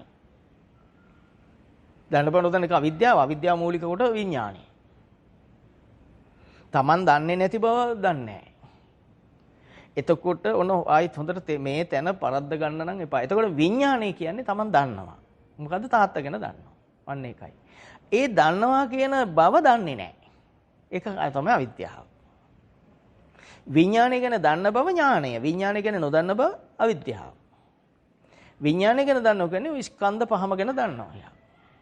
රූප, වේදනා, සංඥා, සංකාර, විඥාන. එතකොට රූපය මමද, මගේද, මගේද, මගේ ආත්මෙද නැත. වේදනාව මමද, මගේද, මගේ ආත්මෙද නැත. සංඥාව මමද, මගේද, මගේ ආත්මෙද නැත. සංකාරය මමද, මගේද, මගේ ආත්මෙද නැත. මහා රාහුල වද සූත්‍රයේ මේ කොටස ගන්නේ. රාහුල වද සූත්‍රයෙන් බොහොම ලස්සන දහමක් මිල කරන්න නම් බෑ. මේකනේ අමෘතය ලැබෙන්නේ. අමෘතය මේ බාහිර ලෝකේ තියෙන දෙයක් නෙවෙයිනේ. අමෘතය තමා තුළ පහළ වෙන දෙයක්. නිවන. අමෘත මහ නිවන. එතකොට සංඥාව මමද මගේද මගේ ආත්මෙද නැත, සංඛාරය මමද මගේද මගේ ආත්මෙද නැත, විඥාණය මමද මගේද මගේ ආත්මෙද නැත, රූපය නිට්ටයද අනිත්‍යද අනිත්‍යයි, වේදනාව නිට්ටයද අනිත්‍යද අනිත්‍යයි, සංඥාව නිට්ටයද අනිත්‍යද අනිත්‍යයි, සංඛාරය නිට්ටයද අනිත්‍යද අනිත්‍යයි, විඥාණය නිට්ටයද අනිත්‍යද අනිත්‍යයි. එහෙනම් පංච උපාදානස්කන්ධය අනිත්‍යයි. ඒක පංච උපාදානස්කන්ධය අයිති මොකකටද? දුකට. මොන දුකටද? සසර හුරුවෙන් නැවත භවයේ උපදවන්නත් මේ මොහොතේ අසිරු කරලා අසහනෙ උදා කරලා දෙන්නත් විතරයි මේකට පුළුවන්. ඒක අවබෝධ අන්නේ ටික නම් අවබෝධ කරගන්න තියෙනවා. දුක අවබෝධ කරගත යුතු ධර්මතාවක්. දුක පිරිසිඳ දත යුතු ධර්මතාවක්. එතකොට බලන්න මම ඒ ටික උපමාවකින් උපමා කියන්නේ බුද්ධ ශාසනය තුල තිබුණු ඒ උතුම් කතා වස්තුවකින් පෙන්වුවොත් තොදෙය්‍ය බ්‍රාහ්මණයා මැරෙද්දි රත්තරන් බඩු මතක් වුණේ. ඔහු දැන් මැරෙන වෙලාවේ ඇස් නෙපෙනී යනවා අපි දන්නවා ඕනම කෙනෙකුට. මරණ චිත්තය ගැන නෙමෙයි කියන්නේ. ඇස් පේන එක අඩු වෙලා නැතිව යනවා. දිවට දැනෙන එක අඩු වෙලා දිව කොට වෙලා නැතිව යනවා. නාසයට හුස්ම ගන්න පුළුවන් බව බැරි වෙන නිසා තමයි මර හුස්ම අදිනවා කියලා කියන්නේ. ඇහැ කළු ඉංග්‍රීසිව ලොකු වෙනවා. හරි වෙනවා. නෙපෙනී යනවා. කළු එක ලොකු වුණත් නැති වුණත් නෙපෙනී යනවා. ඒක මේ හොයාගන්න බාහිර විද්‍යාව වෙන්නේ. එතකොට ශරීරය සීතල වෙනවා. ශරීරය දැනෙන ඒවා නෙදෙනිය යනවා. සීතල වුණාම දැනෙන්නේ නැහැ නේ. නිකන් අපි සීතල පළාතක ගියත් අයිස් කැල්ලක් ඇල්ලුවත් ඒක අල්ලලා වැලියටයක් අල්ලන්න බෑනේ. අතට අහුවෙන්නේ නැහනේ. දැනෙන එක නැවතිලා සියුම් දේවල් අල්ලන්න බැරි කරනෝනේ සීතලෙන්. එහෙනම් සීතල කියන්නේ දැනෙනේම නොදැනිය යන අවස්ථාව. කය සීතල වෙනවා. වචන කතා කරන්න බෑ දිව නැති නිසා දැන්. පිටට කතා කරන්න බෑ. දැන් ඇස නිපෙන ගියා, දිව කොට වුණා, නාසයට හුස්ම ගන්න අමාරු වුණා, කන් දෙක ඇහෙන එක අඩු වුණා. දැන් පහමාර කාම ආයතන හැමින් අඩු වුණා. තේරෙනවනේ? දැන් එයාගේ හිත ඇතුලේ ඔන්න දැන් අර මතක් වුණා තොදෙයියට මොකද්ද? රත්තරන් බඩු. රත්තරන් බඩු මතක් වුණාම රත්තරන් බඩු කියන්නේ රූපයක්. රත්තරන් බඩු කියන්නේ යාට හරි ආස දෙයන් නිසා සුඛ සහ දුක් වේදනාවක්. ආසයි ළඟ නැති එක දුකයි. නේද? මේ වේදනා දෙකෙන් එකක්නේ ප්‍රබල වෙන්නේ තෙන්ට වේදනා. එතකොට රත්තරන් බඩු කියන්නේ සංඥා මාත්‍රයක් විතරයි. සංඥාව බුදුන් වහන්සේ උපමා කරලා පෙන්වන්නේ මොකටද? මිරිඟුවට කොච්චර ගියත් හම්බෙන්නේ නැහැ. හිතේ තියෙන එක පිටින් හම්බෙන්නේ නැහනේ. ඒක හිතේ තියෙන්නේ. ඒකත් අනිත්‍ය නැ කොහොමත් හම්බෙන්නේ නැසනේ. මිරිඟුවක්ම කිව්වේ. මරිච්ච කෝපම සංඥා. එතකොට රූපේ උපමා කරේ භාග්‍යවතුන්සේ පේන පිඬු උපම සූත්‍රයේ පේන පිඬු උපමා රූප ඇති වෙන නැති වෙන පේන පිඬක් වගේ හිස් දෙයක් බොල් දෙයක් කියලා. පේන වලින් මොකුක් කරන්න බෑනේ. මොකුක් කරන්න බෑ. අල්ලනකොටම නැති වෙලා යනවා. පේන අතට ගන්න පුළුවන් ගන්නකොටම නැති වෙනවා. වේදනා බුබ්බුලූපම වේදනාව බිබුලක්. ඉතින් ඒ වේදනාව කියන්නේ හටගත්ත නිසා දැනෙන එකක්. බිබුල තියෙන නිසා පේන එකක්. නැති වුණාම නැති වෙන එකක්. එහෙනම් අනිත්‍ය බලන්න මොනතරම් ගැඹීර බවක් මේ උපමාවේ ගැබ්බෙලද මටත් තාම බෑ ඒක මහ විග්‍රහයක් කරන්න. බුදුන් වහන්සේගේ දැනීම උන්වහන්සේගේ අසමසමෝ ඥාණය. අපි සුවපත් කරපු අපිට පුළුවන් ප්‍රමාණයෙන් අවබෝධ කරන් අපි සුවපත් වූ ටික මෙච්චර නම් බුදුන් වහන්සේගේ මහා ඥාණය මොනතරම්ද කියලා හිතා ගන්න බැහැමයි. එතකොට මේ රූපය පෙන පිටකට උපමා කරන්නේ පෙන ඇති වෙනව නැති වෙනව. ගංගානම් ගඟේ ජලය ගලා බහින උපමාවට දෙන්නේ. එතකොට ඒ බහින තැන මේ ජලය වෙන තැනක ගැටෙනකොට පෙන ඇති වෙනව නැති වෙනව. දිගටම ගැටෙනවනේ ඒක බහින ගඟ බහිනකම ඇති වෙනව නැති වෙනව. එතකොට ඔබ හිතන්නේ ඒක ඊටත් ගැඹුරට ගත්තොත් මේ ගඟ නැති වුණු දවසට මේක ඉවරයි. රූප ඇති වෙන්නේ නැහැ. ඒතර ඇසෙන් මිදුණු දවසට මේක ඔක්කොම ඇස තේරුම් ගත්ත දවසට ප්‍රශ්න ඉවරයි. ආයතන තේරුම් ගත්තා මේක ඇස කියලා දැක්ක ගමන්ම ඇති වෙලා රූපේ නැති වෙලා අන්න ඇති වෙන නැති වෙන බව පේනවා. අනිත්‍ය අහු වෙනවා ඔබට එදාට. මේ ඥානෙ ස්ථිර වුණාම අනිත්‍ය අහු වෙනවා. එතකොට අනිත්‍ය අහු වෙනකොට ඔබ වෙනද මේක ඇසුරු කරලා නෙමෙයි විඳෙව්වේ. කර්ම විපාක හදාගත්ත යන දුකත් අහෝසි බව දැනෙනවා. එතකොට ඔබට අහු වෙනවා මම වෙන්නේ නැහැ කියන ඥානය අනාත්මයි කියන නුවණ ස්ථිර වෙනවා. ස්ථිරමයි. එතකොට දැන් මේ තොදෙය මැරෙන වෙලාවේ රත්තරන් බඩු මතක් වෙද්දි මේ ඥාන මොකුත් නැහැ. බුද්ධ වචනේ මොකුත් දන්නේ නැහැ. එහෙනම් බුද්ධ වචන දන්නේ නැහැ කියන්නේ මොනවද තියෙන්නේ? අවිද්‍යාව. ඒ කියන්නේ දැන් ඔබට පවා දවස ගානේ මේවා වෙනව ඇති. ඔය බුද්ධහම මතක් වුණු වෙලට විතරනේ ගැලවෙන්නේ. නැත්තම් ඔබ ඉතින් ගස් හිටවනවා, වටේට තාප්ප බඳිනවා, ගෙවල් හදනවා, හුණු ගානවා. දවසේ මොක කළා භාවනා කරන්න කියලා දේශනයක් අහන්න එනවා ඇති. ඒකත් ඇහෙන්නේ. ඒ අහන්න හදනකොට ගෙදර අය කෑ ගහනවා. තේක බොන්න. මේ පිටි හදන්නද කහට බොනවද? ඉතින් තේ බහම අහන්න වෙලාවක් වෙන්නෙම නැහැ. ඊට පස්සේ ලෑස්ති වෙනවා එරෙදි හොදන්න දැන්. වැඩ කරපු රෙදි හොදන්න එපා. හොදනවා. අත් දෙක තමයි වොෂින් මැෂින් එක වෙන්නේ අයිගේ. හොදලා වැලට දාලා ඉතින් හෙට උදේ අඳින එක ලෑස්ති කරනවා. දැන් ඇඟට තෙහෙට්ටුයි නිදි. දහම හැසිරෙන්න වෙලාව වහිමි කරගෙන. හෙට උදේ මොකද්ද කරන්නේ? ඇති පුරුදු අරකනේ. නිකන් ඉන්නම් බෑ. හැන්දත් අරගෙන සිමෙන්ති කොට්ටේ වැලි ටික කි අරගෙන හදන කොහේ හරි තැන. ගේ තාප්පේ හරි, ගේ වටේට තාප්පේ හරි, ගේ කැඩිච්ච තැනක් හරි, කණුවක් හරි ඇදේ තියෙන එකක් අපරාරු ගහනවා. ඉතින් ගහගෙන යනකොට මෙයා හෙට සිමෙන්ති කුඩු වරොමේ ගිහලා පෙර පව් මත මේවත් ඇවිල්ලා දහම අහන්න තිබුණු එක සම්පූර්ණ වැහිලා. හැබැයි කවුරු හරි දහම කතා කරොත් එයයි දන්න කෙනාගේ මැදට පයින්. ඔව් සංකාරේ කොහෙද තියෙන්නේ? ඔව් හරියට පේනවා වගේම කියනවා. බහුශ්‍රුත බවක් පෙන්නනවා අනිත් අයට. එයා ප්‍රශ්නත් අහනවා මේ කොහෙන් හරි පාඩම් වෙච්ච එකක් හිතට ඇවිල්ලා චක්කු විඥානයේද ඉස්සෙල්ලෙන්නේ සෝත විඥානයේද කියලාත් අහනවා. මේ මොකක්වත්ද වැඩක් ඇති ඒව නෙවෙයි අහන්නේ. ගිරවක් අපෙන් කෑව දාන්නේ ගිරවට ඇති වැඩක් තියෙයි. ඒක අපි දැනගත්තත් අපි කෑව කියලා. ගිරවට වැඩක් නැහැ. එතකොට මේ මිනිස්යාට කවදාවත් දහමේ හැසිරෙන්න වෙලාවක් එයයිම නැති කරගෙන එහෙම නැති කරගත්ත බව දැනගන්නවත් එයාට වෙලාවක් නැහැ. මේ හිතට රිදව ගන්න කරුණක් කරගන්න එපා. හිත දිරිමත් කරගන්න කරුණක් කරගන්න. මොකද ළඟ එන දැනට මේ තියෙන தත්ත්වය මෙහෙමනම් මේ தත්ත්වයට ආවේ බොහොම කෙටි කලක් ඇතුළත නම් මීට වැඩි වෙන්න ඉඩ තියෙනවා මේ තියෙන தත්ත්වය. මේ වගේ නෙවෙයි මේක අති බහුල වෙන යුගයක් ඉස්සරහට එයි. අන්නේ වෙලාවටත් ඔබට දහම නැති වුණොත් ඇඳිරි නීති ඇස්සෙත් ගෙයි ඇතුළ කපරාරු කරනවා. ඇඳිරි නීති ඇස්සෙත් කොමඩ් හදනවා, টয়ලට් හදනවා, හද ඉන්නවා.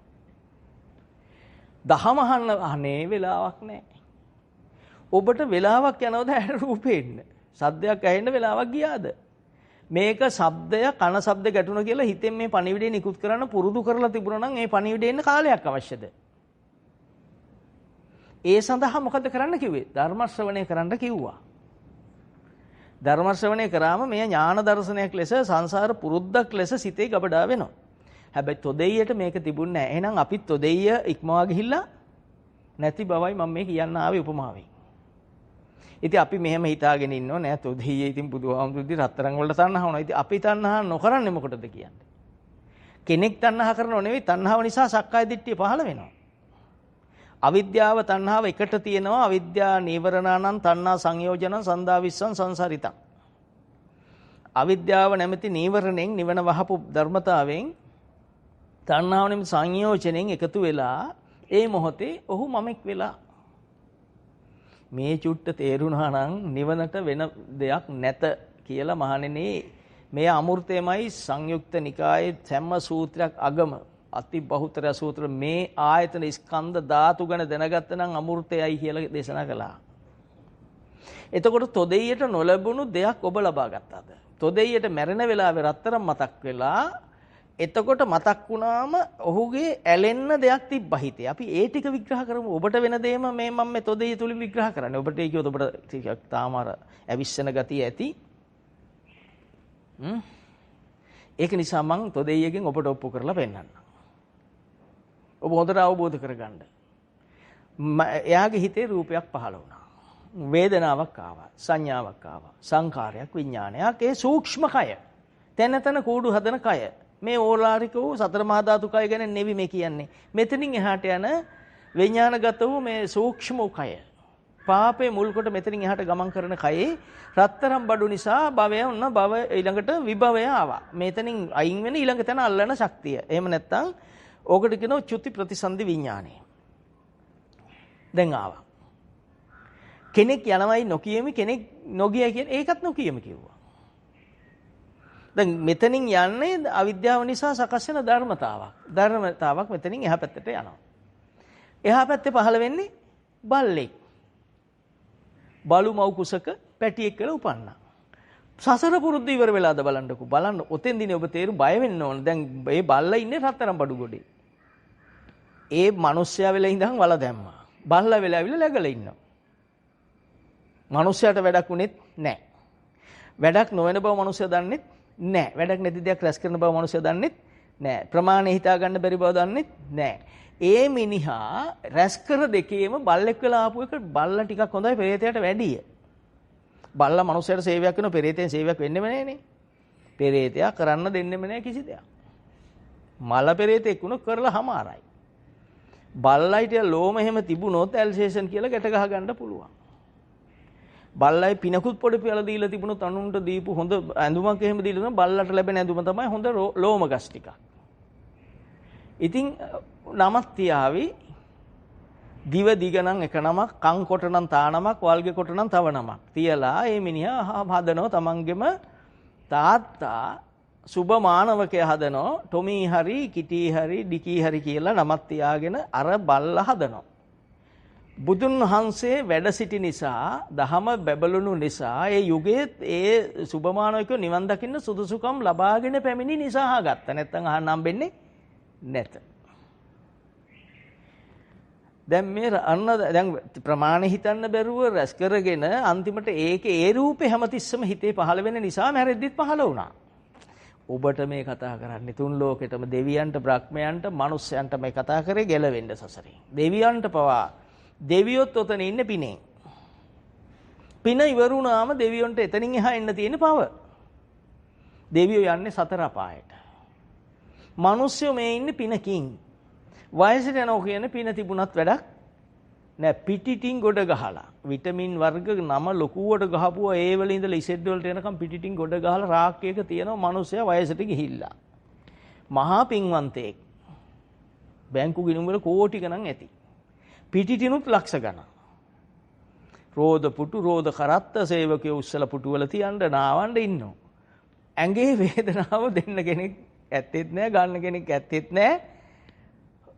නම ලියලා තියෙනවා පිටිටින් එක යටින් සීනි වැඩි නිසා බීමට නුසුදුසුය. තෙල් නිසා කෑමට නුසුදුසුය. පිනට ලැබෙනවා. කරුමෙට වැහිලා. දෙකකින් දඬුවම විඳිනවා.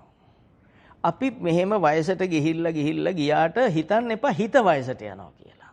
විඥානයේ වයසට යනවා කියලා හිතන්න එපා. මේ හැම තුන් ලෝකෙටම මම මේ කතා කරන්නේ. හිත වයසට යන්නේ නැහැ. ආසාවල් වෙනස් වෙන්නේ නැහැ. වයසක කෙනෙක් ඉන්නවා නම් අවංක අහන්න රාගය හිඳිලද කියලා. ද්වේෂය හිඳිලද අහන්න. අපි සිල් උපාසිකාව කියනවා. උපාසක යනු කුමක්ද කියලා බුදුන් වහන්සේ සූත්‍රවල පැහැදිලි කරනවා. බුදුන් වහන්සේ සරණ යන්නට තීන්දුව කළ හින්න උපාසකයි. ධර්ම රත්නයේ සරණ යන්න තීන්දුව කර හින්න උපාසකයි. උපාසිකාවත් එහෙමයි. සංඝුන් සරණ යන්න තීන්දුව කළ හින්න උපාසක උපාසිකයි. හරිනේ? බුද්ධ ධම්ම සංඝ යන තෙරුවන් සරණ යන්න තීන්දුව කර හින්න උපාසක උපාසිකා.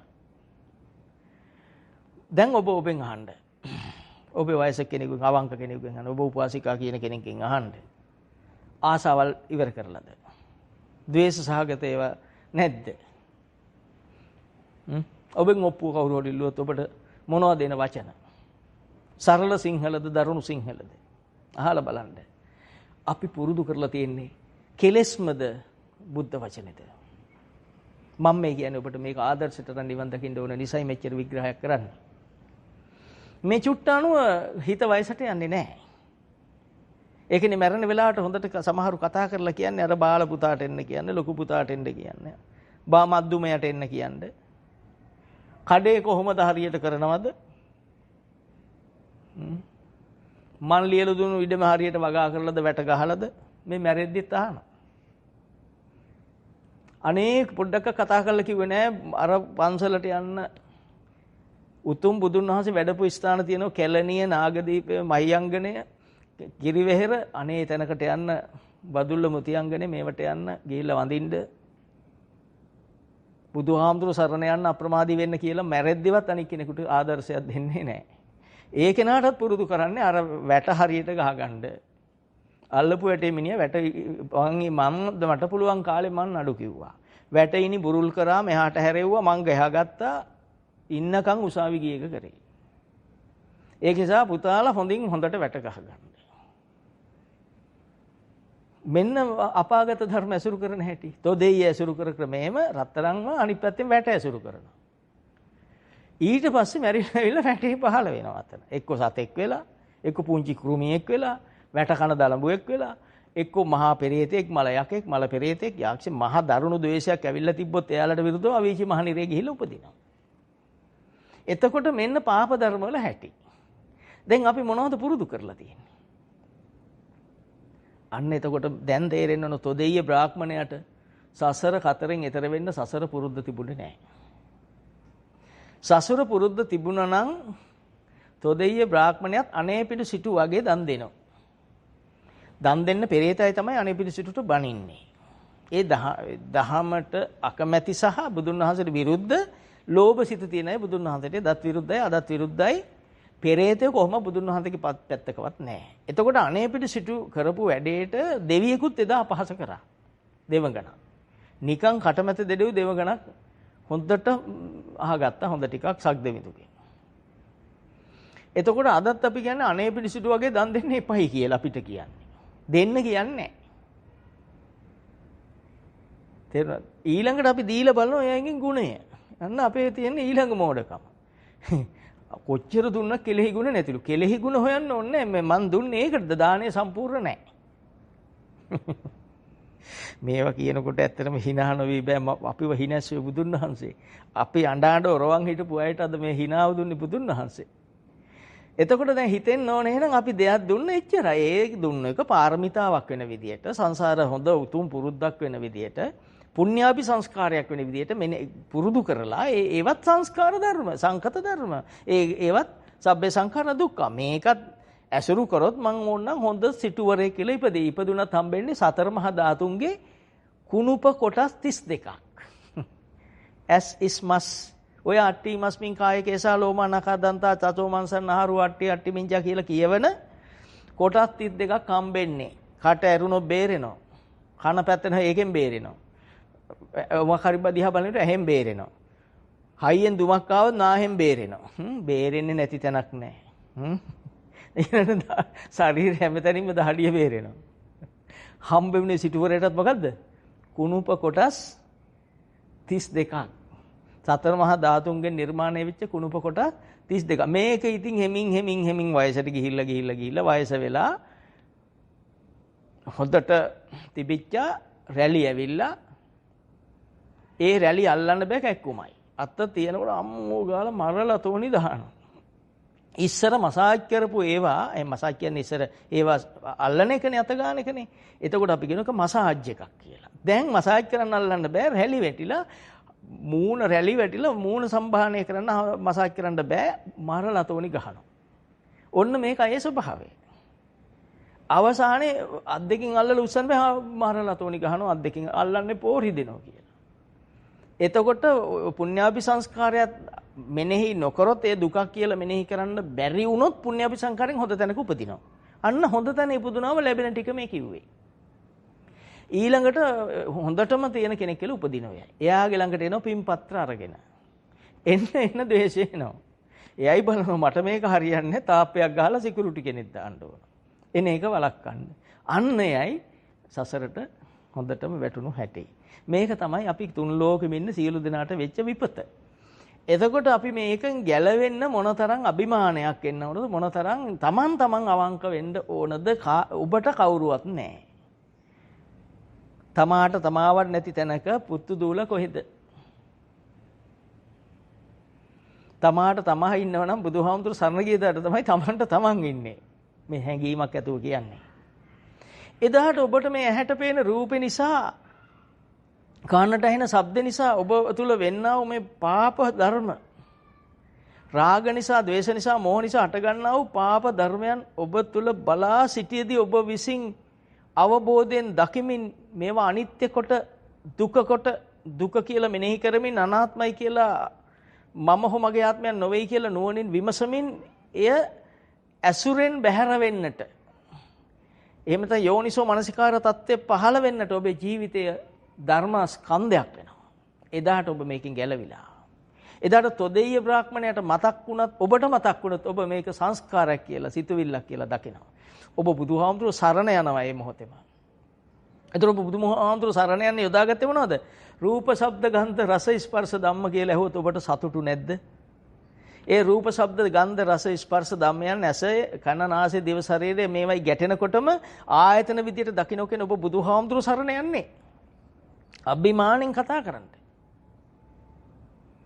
මේ හෙළ දීපය. එදා ගෞතම බුදුන් වහන්සේ වැඩලා දේශනා කරේ මේ හෙළ දීපය. ඕජ දීප, වර දීප, මණ්ඩ දීප, කකුසඳ, කෝණාගම, කාශ්‍යප, ගෞතම නැමැති මහා ශාස්ත්‍රුන් වහන්සේලා අසමසම විරුවන් අපට දුන්නම. ඕජ දීප, වර දීප, මණ්ඩ දීප, මේ හෙළ දීපේ. එතකොට තුන් වරක් වැඩිරට බුදුන් වහන්සේ විශාල විවේකයෙන් ගත කර අටමස්ථාන උන්වහන්සේගේ. අපිට කොච්චර ආඩම්බර වෙන්න පුළුවන් රටක්ද?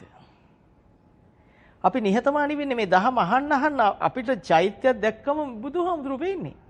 ඔබේ ගෙදර බුද්ධ රූපයක් තියෙනවා නම් ඔබට ඒ බුද්ධ රූපයෙන් පේන්නේ බුදුන් වහන්සේ. ඒකේ කැඩෙන්න දෙන්නේ නැහැ ඔබ. ඔබ කැඩුණු බුදුහාමුදුරුවෝ කියලා ගහක් යට තියන්නේ නැහැ. ඒ තරම් නිවට නැහැ ඔබ. ඔබ මේ බුද්ධ රූපෙ පිළියම් කරලා තියෙන බුදුන් වහන්සේ. ඔබ හරි අකමැති බුදුන් වහන්සේගේ හිලිටු වෙනවාට. ඔබේ රූපෙට වැඩිය ඔබ ලස්සනට තියෙන බුදුන් වහන්සේගේ රූපේ. ප්‍රධාන තැන තියෙන බුදුන් වහන්සේ. තුන් ලෝකෙට ශාස්ත්‍රුන් වහන්සේ පල්ලෙහෙන් තියලා වෙන රූප තියෙනවද ඉස්සරහින්? අර කලාමැදි රූප. මට නම් කියන්න බෑ, ගොඩක් අය මේව විකුණන අය තරහ වෙනවනේ. ඒක නිසා මම කියන්නේ නැහැ. ඉතින් හිතා ගන්න ඔබේ ගෙදර ප්‍රධාන රූපේ මොකද්ද? ගෙබ්බෝ ගැරන්ඩි. මේ ගෙබ්බ හොඳ නැතේ කිව් කාලෙට ගෙබ්බ වීසි කරනවා, හොඳයි කිව්වම අර ගන්නවා. ඉබ්බ හොඳයි කිව්වම ඉබ්බ ගන්නවා. ඉබ්බ තියලා ගෙට ඇතුල් වෙන තැන. කවුරු හරි වෙන කෙනෙක් කිව්වොත් ඉබ්බ ගෙට දකින්නත් හොඳ නැහැ කියලා ඉබ්බ වීසි කරනවා. අපි පාලනය වෙන්නේ අවිද්‍යාවෙන් තාම. ඒ ලැබුණත් අපි මැරෙනවා ඉතින්. ඕන ලැබුණා කියන්නකෝ, සල්ලි ටිකක් ගැන හිතලානේ ඔය ඉබ්බ තිබ්බේ. ඉබ්බෝ ගෙබ්බෝ ධනාත්මකේ කරේ. මැරෙන්නේ නැද්ද? මැරෙනවා. මැරෙනකොට ඔබ මතක් වෙන්නේ නැද්ද? Taman ආස කරන කීතෙන් අතාරින්නේ දැනුත් බැරි එකේ මැරෙද්දි කොහේ අතාරින්නේ? මැරෙනවා කියන්නේ මේ මතක් වෙන මොහොතක් තමයි. ඉතින් අපි දන්නවා ගිහිල්ලා යන තැන අන්තිමට. අන්න ඒකෙන් බේරන්නයි ලෞතර බුදුන් වහන්සේ කෙනෙක් මේ ලෝකෙට, උත්තමයන් වහන්සේ කෙනෙක් මේ ලෝකෙට පහළ වෙන්නේ අපි නොදන්න දෙයක් අපට අවබෝධ කරලා දෙන්න සහ අවබෝධ වූ දේ හිත පිහිටවා තියන්න. අන්න ඒ සඳහා දැනීම ලැබෙන හැම කෙනාම ඒකාන්තයෙන්ම සසර කතරෙන් එතර වෙනවා. එහෙනම් ඔබ බුදුහාමුදුරුවෝ සරණ යන ඔබ යොදාගන්නේ මොකද? ආයතන ටික. මේ ඇස, මේ රූපේ, ඇස රූපේ ගැටෙනවා කියලා දකින්න කියන ඔබ බුදුන් වහන්සේගේ දහම හා එකඟයි. ඔබේ ජීවිතේ දහම් බවට පත් කරගන්න කෙනෙක් ඒ වෙලාවේ. ඔබ අනුන් ගැන හොයන්නේ. ඔබ ඔබේ මොහොත ගැන හොයන්නේ. ඒතොර ඇස රූපේ ගැටෙනවා, මෙතන ආයතන දෙකක් ගැටෙනවා, මෙතන තියෙන ස්පර්ශය, මෙතන විඥානය පහළ වුණා කියලා හිතනගෙන ඔබ මොකද කියන්නේ? ඔබ ධර්ම සාකච්ඡාවක් කරනවා. කවුරු එක්කද? ඔබ එක්ක, සාස්ත්‍රුන් වහන්සේ එක්ක. ඔබ මහා ධර්ම සාකච්ඡාවක් කරනවා. ඔබ නිවෙනවා. අන්න ආයතන හරහා ආයතන විදිහට මේ ලෝකය දකින්නකොට ඔබේ කය, මේ මාස් කය, ඕලාරික කය කියන මේ මහා කය, මහා භූත රූපේ, ඇසට රූපේ පේනකොට ඇස රූපේ ගැටෙනවා කියලා මෙනෙහි කරන මොහොතේ ඔබ ඇසුරු කරන්නේ බුදුරජාණන් වහන්සේ සහ දහම සහ මහා සංඝරුවන. ඔබ දන්නේත් නැතුව ඇති. එනවාද දැනගන්න. ඒ වෙලාවේ මේ ස්පර්ශයත් එක්ක වේදනා, සංඥා, සංකාර, විඥාන පහළ වෙනකොට මේ බුද්ධ ඥානය නිවන් මඟ මේ ඇසුරු කරන්නේ. අමෘත මහා නිවනේ පාර. සම්මා දිට්ඨියටපත් වුණා. ඔබට දැන් සංකල්පන යන්න නෙක්ඛම්ම සංකප්ප. චේතනා භික්කවේ කම්මං වද නෙක්ඛම්ම, කම්ම වලින් මිදුණා. කර්ම වෙන තැනින් ඔබ අහෝසි වෙලා ගියා. මිදුණා, සුවපත් වුණා, සම්පූර්ණයි වුණා. නෙක්ඛම්ම. අව්‍යාපාද දැඩි බවෙන් මිදුණා. දැන් ඔබට දැඩි වෙන්න මොකක්වත් නැහැ. එතන ඇසුරු කරන දෙයක් නැහැ නේ. අවිහිංසා. බොහෝම අහිංසක, නිහතමානී කෙනෙක්. ඒ කියන්න වචනකින් විස්තර කරන්න බැරි තරම් වෙනස් වීමක් වුණා. ඔබ බලන්නේ නැද්ද කියලා? ඔබේ මොනතරම් ව්‍යාපාදයක්, මොනතරම් පටිගයක් අයින් කරනවද කියලා මේ දහමින්. ඔබට බැරි වෙන්නේ නැති ඇඟ ඇතුලේ ආපු වේග විතරයි තියෙන්නේ. බයන්න එපා පොඩ්ඩක්වත්. ඔබට කෙනෙක් දැක්කා ගෙදරට ආවා. ඔබ අකමැති කෙනෙක් ගෙදරට ආවා. ඔබේම පවුලේ කෙනෙක්. ඔබේම සමහර අයියලට මල්ලිලා පෙන්නන්න. සමහර මල්ලිලාට අයියලා පෙන්නන්න බෑ.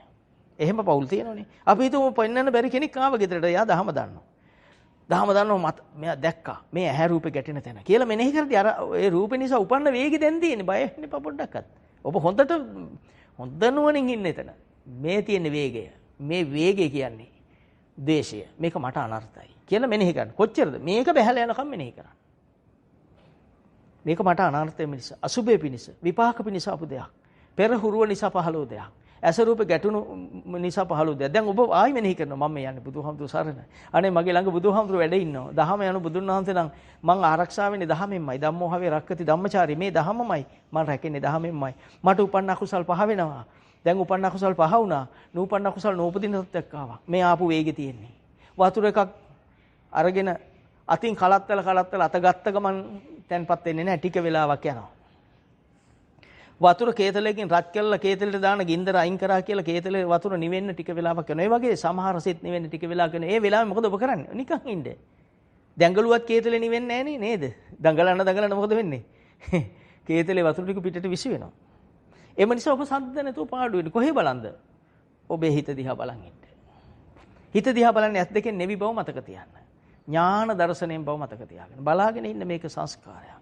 මේක මට අනර්ථය පිණිස පහළ ධර්මතාව කියලා මෙනෙහි කරන්න. මෙනෙහි කරන්න ඇතුලේ නූපන් කුසල් උපදිනවා කියන්නේ වචන පුදුමාකාර සංවරු මෛත්‍රිය පිරුණු කරුණාව දයාව පිරුණු ඔබට මේ පිළිකුල් කරන මේ පාපය කර්මය පිළිකුල් කරන ධර්ම ඥාන පහළ වෙනවා. අපරාධේ මම බැන්නනම් මට මේක එකතු වෙනවා. අනේ මං අද දවසේ නෙබැන්නේ බුදුන් වහන්සේ නිසායි. මං පවෙන් ගැලවුණේ බුදුන් වහන්සේ නිසායි කියලා පුදුම සෙනෙහසක් බුදුන් වහන්සේ ගැන ධර්මයේ කෙරෙහි පහළ වෙනවාමයි.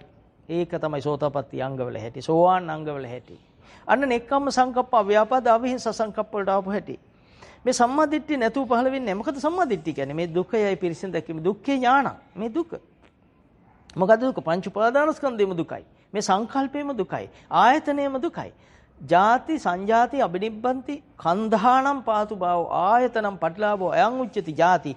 ජාතිය එහෙනම් අයිති දුකට නම් ස්කන්ධයන් අයිති ජාතියට නම් පහළ වීමට නම් ඉපදීමට නම් ජාතිය දුක නම් ස්කන්ධ ආයතන සියල්ලම දුකමයි. එහෙනම් ස්කන්ධවල තිබෙන්නා වූ පංච උපාදානස්කන්ධයේ තිබෙන්නා වූ රූපය දුකයි, වේදනාව දුකයි, සංඥාව දුකමයි, සංඛාරය දුකමයි, විඥානය දුකමයි කියලා ඒ වෙලාවේ දකිමින් ගලපමින් හිටියොත්. නිකන් කියවන්නේ නැතුව දකිමින් මේක රූපය. මේ රූපෙම තමයි අනිත්‍යයෙන් වෙන්කොට හඳුරන සංඥාවක් ලෙස පාළුවේ මේ හතුරා කියලා හැඳිරීමක් ආවේ. මේ රූපෙට මේ ආපු හැඳිරීම. මේ රූපේ මේ ගමරාල කියන්නේ රූපේ. ගමරාල ගොවියෙක් කියන එක තමයි සංඥාව. ඒ රූපෙට ආපු හැඳිරීම. දැන් ඔබ ප්‍රඥා ගෝචර වෙන්න ඕන, බුද්ධිමත් වෙන්න ඕන, ඥානවන්ත වෙන්න ඕන මේ රූපේ සංඥාව වෙන් කරගන්න. එතකොට මේ එහෙනම් වේදනාව මේ ද්වේෂය දුක වේදනාව මොකක්ද? මේ රූපේ නිසා උපන්න දෙයක්මයි. රූපේ නැත්තම් එන්නේ නැහැ. එහෙනම් මේ ද්වේෂය හෝ රාගය අයිති කුමකටද? රූපෙටමයි. මම පිළිගන්නේ නැහැ අද ඉඳලා. මගේ නොවන දෙයක්මයි. මට අයිති නැති දෙයක්මයි කියලා නුවණින් එතනින් දකින්න. අන්න අදින් ආදානෙන් ගැලවෙන තැන. මං හැදුවේ නැති දෙයක්මයි. රූපේ නිසාමයි පහළ වුනේ. එහෙනම් රූපේ පහළ වුණා කියන්නේ රාගය පහළ වුණා. රූපේ පහළ වුණා කියන්නේ ද්වේෂය පහළ වුණා. රූපේ පහළ වුණා කියන්නේ මෝහය පහළ වුණා. එහෙනම් රූපේ දැක්කා කියන්නේ රාගය දැක්කා, ද්වේෂය දැක්කා, මෝහය දැක්කා. එය අනර්ථයි කියලා මෙනෙහි කරයි කියන්නේ රූපෙන් මිදුණා, ද්වේෂයෙන් මිදුණා, රාගෙන් මිදුණා, මොහෙන් මිදුණාමයි, සියල්ලකින් මිදුණාමයි. චාගෝ පටිනිස්සග්ගෝ මුත්‍ති අනාලයෝ. නොවැළි හිටියමයි, ඈත් වුණාමයි, මිදුණාමයි, ගාම්භීරත්වයටපත් වුණාමයි. එතකොට ඔබට දැනෙනවා මේ නෙක්ඛම් සංකප්ප වලට එනකොට අපි ඇවිල්ලා තියෙන්නේ සම්මා දිට්ඨියටමයි. සම්මා දිට්ඨිය කියන්නේ දුක පිරිසිදු දකින්න දුක්ඛේ ඥාන, දුක්ඛ සමුදය ඥාන. මේ දුක, මේ සමුදය කියන්නේ තණ්හාවමයි. මේ රූපය යනු යමකට ඇලෙන ශක්තියමයි, තණ්හාවමයි, රූප තණ්හාවමයි. එන සමුදය දැක්කා. නිරෝධය දැක්කා. සමුදය දකින්නකොටම නිරෝධය, ඒ දැකීමමයි නිරෝධය. ඒ දැකීම නිසාම හටගත්ත බලයමයි නිරෝධගාමිනී පටිපදාව කියලා දකින්න මට්ටම. ඒ කියන්නේ බුදු පියාණන් වහන්සේ අපිට පොළඹවනවා දුක පිරිසිදු දකින්න, එය පවතින ධර්මතාව හෙවත් දුක පවත්තන ධර්මතාව තණ්හාව දකින්නකොට නිරෝධය සාක්ෂාත් වෙනවා. නිරෝධගාමිනී පටිපදාව භාවේ තබ්බම් භාවිතා වෙනවා. බුදු පියාණන් වහන්සේට කොපමණ නමස්කාර කළත් මදිය මේ උතුම් සත්‍යයෙන් අපි නිවෙන ප්‍රමාණය අපි දනිමි. මේක ලංකාවේ ඔක්කොටම අවබෝධ වේවා කියලා මම කියන්නේ. සියලු දෙනාගේම නිවස් ආලෝකමත් වෙයි බුද්ධාලෝකයෙන්. කිසිම gedaraක හයියෙන් කතා කරන කෙනෙක් පහළ නොවේයි ඉදිරියට මේ ධහම වුණොත්. අනුන්ට කරදර කරන බල කරන කිසි කෙනෙක් ලංකාවේ පහළ වෙන්නේ නැහැ. මේ ධහම දැක්කො. මොකද කරන ඔක්කොම Tamanට අයිති. Tamanට අයිතිව අනුන් ගෙවන්නේ නැහැ. ඒක මතක තබා ගත යුතුයි. මම කරපව මමම ගෙවන්න ඕන. අපි දෙන්නේ ගිහිල්ලා පව කරොත් එයාගේ කොටස එයාගේ වෙනවා, මගේ කරගත්ත කොටස මංගේ වෙනවා. එයාගේව මට එන්නේ නැහැ, බය වෙන්න එපා. එම නිසා මම පව නොකර ඉඳිමු. කිසිම දෙයක් හොද්දක්වත් බලෙන් පොවන්න එපා. හොදි ටිකක් හදලා මේක ඇඟට ගුණයි කියලා බලෙන් කවන්න යන්න එපා. ඒ පව යාට ගෙවන්න වෙනවා. මනුස්ස ලෝකෙට ඇවිල්ලා ටිකකට ආවේ බුදුන් වහන්සේ කෙනෙක් ඉන්න යුගයක බුද්ධෝත්පාද කාලෙක සම්බුද්ධ ශාසනය 5000ක් තියෙනවා කියන්නේ 5000ම බුදුන් වහන්සේ වැඩ සිටිනවා, සූක්ෂම කයින් වැඩ සිටිනවා. ඒක අපිට කියන්න අමාරුයි. උන්වහන්සේ අජරාමර නම් නොබැරෙන තත්ත්වයටපත් වෙලා කියන්නේ වැඩ සිටිනෝ ඒ අදාළ මට්ටමේ. අපිට කියන්න බෑ එතෙන්ටපත් වෙලමයි කවදා හරි රහතන් වහන්සේ කෙනෙක් වෙලාමයි එතනට දකින්න ඕන මොන විදිහේ තැනක්ද තියෙන්නේ. සතර මහා ධාතු නොවන කයක්. එතකොට මොන වගේ ඇද්ද? අපිට තියෙන්නේ සතර මහා ධාතු කයක්. සිදුරකින් පෙන්නොත් අත් දෙක බීම. දොරකින් හයියෙන් ඇතුළු වුණොත් උරහිස බීම. නේද? අපිට තැනකින් යන්න ඒක ඒ ගාහන්ට උළුව කපන්න ඕන, ඒ ගාහන්ට ඉඩ තියෙන්න ඕන, ඒ ගාහන්ට ලිස්සන්න නැති පොළවල් හදන්න ඕන. ඒ අපේ ශරීරවල හැටි. සිටුවරයෙක් වුණත් එහෙමයි, යාචකයෙක් වුණත් එහෙමයි, අතරමැදියෙක් වුණත් එහෙමයි. මේකෙන් ගැලවීමක් කාටවත් නැහැ. එම නිසා සංසාරේ මේ උතුම් මේ වගේ නොවන මේ දෙවියෙකුටවත් නොලැබෙන, බ්‍රහ්මයෙකුටවත් නොලැබෙන උත්තරීතර තැනක්. මේ සියල්ලකින් මිදුණු තැනක් අරිහත් ඵලය. පරිනිර්වාණයෙන් පසු පහළ වෙන තැන. එතෙන්ට යන්න ඒ තරම් පින් කරන්න කිව්වා. මං හිතනවා මේ ධර්ම කරුණු අද දවසේ සම්මා දිට්ඨිය තුල තියෙන කොටස් දෙකට බෙදලා ගත්තොත් දුකට හේතුවත්, ඒ කියන්නේ දුක පවතින හේතුව තණ්හාව. ඒ දෙක දකිනකොට මගේ දුක නිවෙනවා කියලා දකින ඥාන දර්ශනය. ඒක දුක නිරෝධය. සහ දුක්ඛ නිරෝධ ගාමිනී පටිපදාව. මේ දෙකම බුදුන් වහන්සේ චතුරාර්ය සත්‍යදී පනවනවා. එතකොට සම්මා දිට්ඨිය ඇතුළේ මේ ඔක්කොම තියෙනවා. දුක්ඛේ ඥානං, දුක්ඛ සමුදය ඥානං, දුක්ඛ නිරෝධේ ඥානං, දුක්ඛ නිරෝධ ගාමිනී පටිපදාය ඥානං අයං උච්චති සම්මා දිට්ඨිය. අන්න සම්මා දිට්ඨියට කෙනෙක්පත් වෙනවා කියන්නේ සම්මා සංකප්ප වෙලා ඉවරයි. ඔහු කර්ම සංකල්ප වලින් මිදිලා ඉවරයි, චේතනා සංකල්ප වලින් මිදිලා ඉවරයි, සියලු සංකල්පයන්ගෙන් මේ මොහොතට පහළ සංකල්පෙන් මිදිලා ඉවරයි. මේ මොහොතට යාට අතීතෙත් නැහැ, අනාගතෙත් නැහැ, වර්තමානෙත් නැහැ. මේ මොහොතේ ඒත් හැමතැනින්ම නූපන් අනාගතයක් එයාට නැහැ. පහවෙල ගිය අතීතයක් ඔහුට මේ මොහොතේ නැහැ. මේ මොහොතේ ඔහුට පේන්නේ පහළ උදේ අනර්ථ කොට මෙනෙහි කරන ධම්මස ඔහුගේ තියෙන නිසා ජීවිතේ ධම්ම වෙලා ඉවරයි එතෙන්ට. මේ ටික අවබෝධ කරගන්න තව එක ධර්ම දේශනයක් කරනකොට ඔබට සියල්ල අවබෝධ වෙයි. ධම්මානු ධම්ම පටිපන්න වෙන තැන අන්නේ ඥාන දර්ශනය මේ මොහොතේ මම හිතනවා හැම කෙනාටම තුන් ලෝකෙටම ලැබෙන්නට ඇති. සම්මා දිට්ඨියටපත් වෙන යම් කෙනෙක් වෙද්ද ඔහු ජීවිතේ පුදුම විදියට හිත නිවාගත්ත කෙනෙක්. ආපස්සට හැරිලා බලන්න. මම මේ ධහම නැතුව බැන්නනම් ඒ කෙනාට මට පවයිති නේද? මම ඊළඟ එක ඔහුටත් බය හැංගෙන්න ඕන.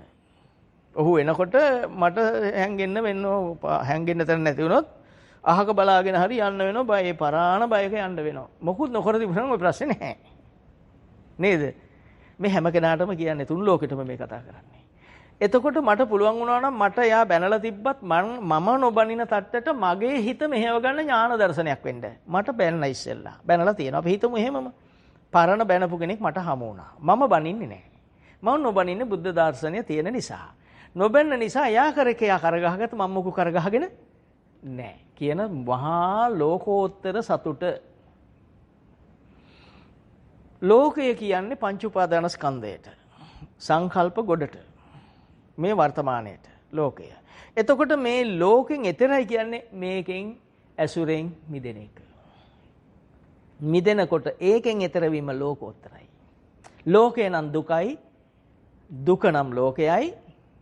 ලෝකෙන් එතර නම් දුකෙන් එතර බවයි. ලෝකෝත්තර ගාමිනී පටිපදාව යනෝ සම්මා දිට්ඨියමයි, චතුරාර්ය සත්‍යමයි, ආර්ය අෂ්ටාංගික මාර්ගයමයි, මධ්‍යම ප්‍රතිපදාවමයි. බුද්ධ රත්නය, ධම්ම රත්නය, සංඝ රත්නය වැඩ සිටින පිම්බිමත් එතනමයි. අන්නේ தත්ත්වයටපත් වෙන්න මේ ධර්ම කරුණු තුන් ලෝකයේ සියලුම දෙනාට සසර දුක් කෙලවර උතුම් නිර්වාණ සුවයටපත් වීම සඳහාම මේ සියලු ධර්ම කරුණු ජීවිත අංග බවට පත් වේවා. පෙරපින් මතු වේවා. මේ මොහොතේ පටන් තුන් ලෝක වාසී හැම දෙනාගේම සිත නිවි නිවි සූපත් වෙවි. ධර්මඥාන බවට පත් වී සසර දුක් කෙලවර කරගන්න පින්වත් සීල බුදු පියාණන් වහන්සේලාගේ ගෞතම සම්බුදු පියාණන් වහන්සේගේ ආශිර්වාදයේ පිටම ශක්තිය ධෛර්ය බලය ඔබට ලැබේවා තුන් ලෝකෙටම ලැබේවා කියලා ප්‍රාර්ථනා කරනවා. මේ උතුම් සද්ධර්මය අපට දේශනා කළා වූ සියලුම මෙතෙක් පහළ වූ සීල බුදු පියාණන් වහන්සේලාටත් අප තථාගත ගෞතම සම්මා සම්බුදු පියාණන් වහන්සේටත් ධර්ම දේශනා කොට මම රැස් කළ පිනත් උන් ලෝකේ ධර්ම ශ්‍රවණ කළ සීල දෙනාගේ පුණ්‍ය ශක්තියත් උන්වහන්සේලාට උත්තම පූජාවක් වේවා.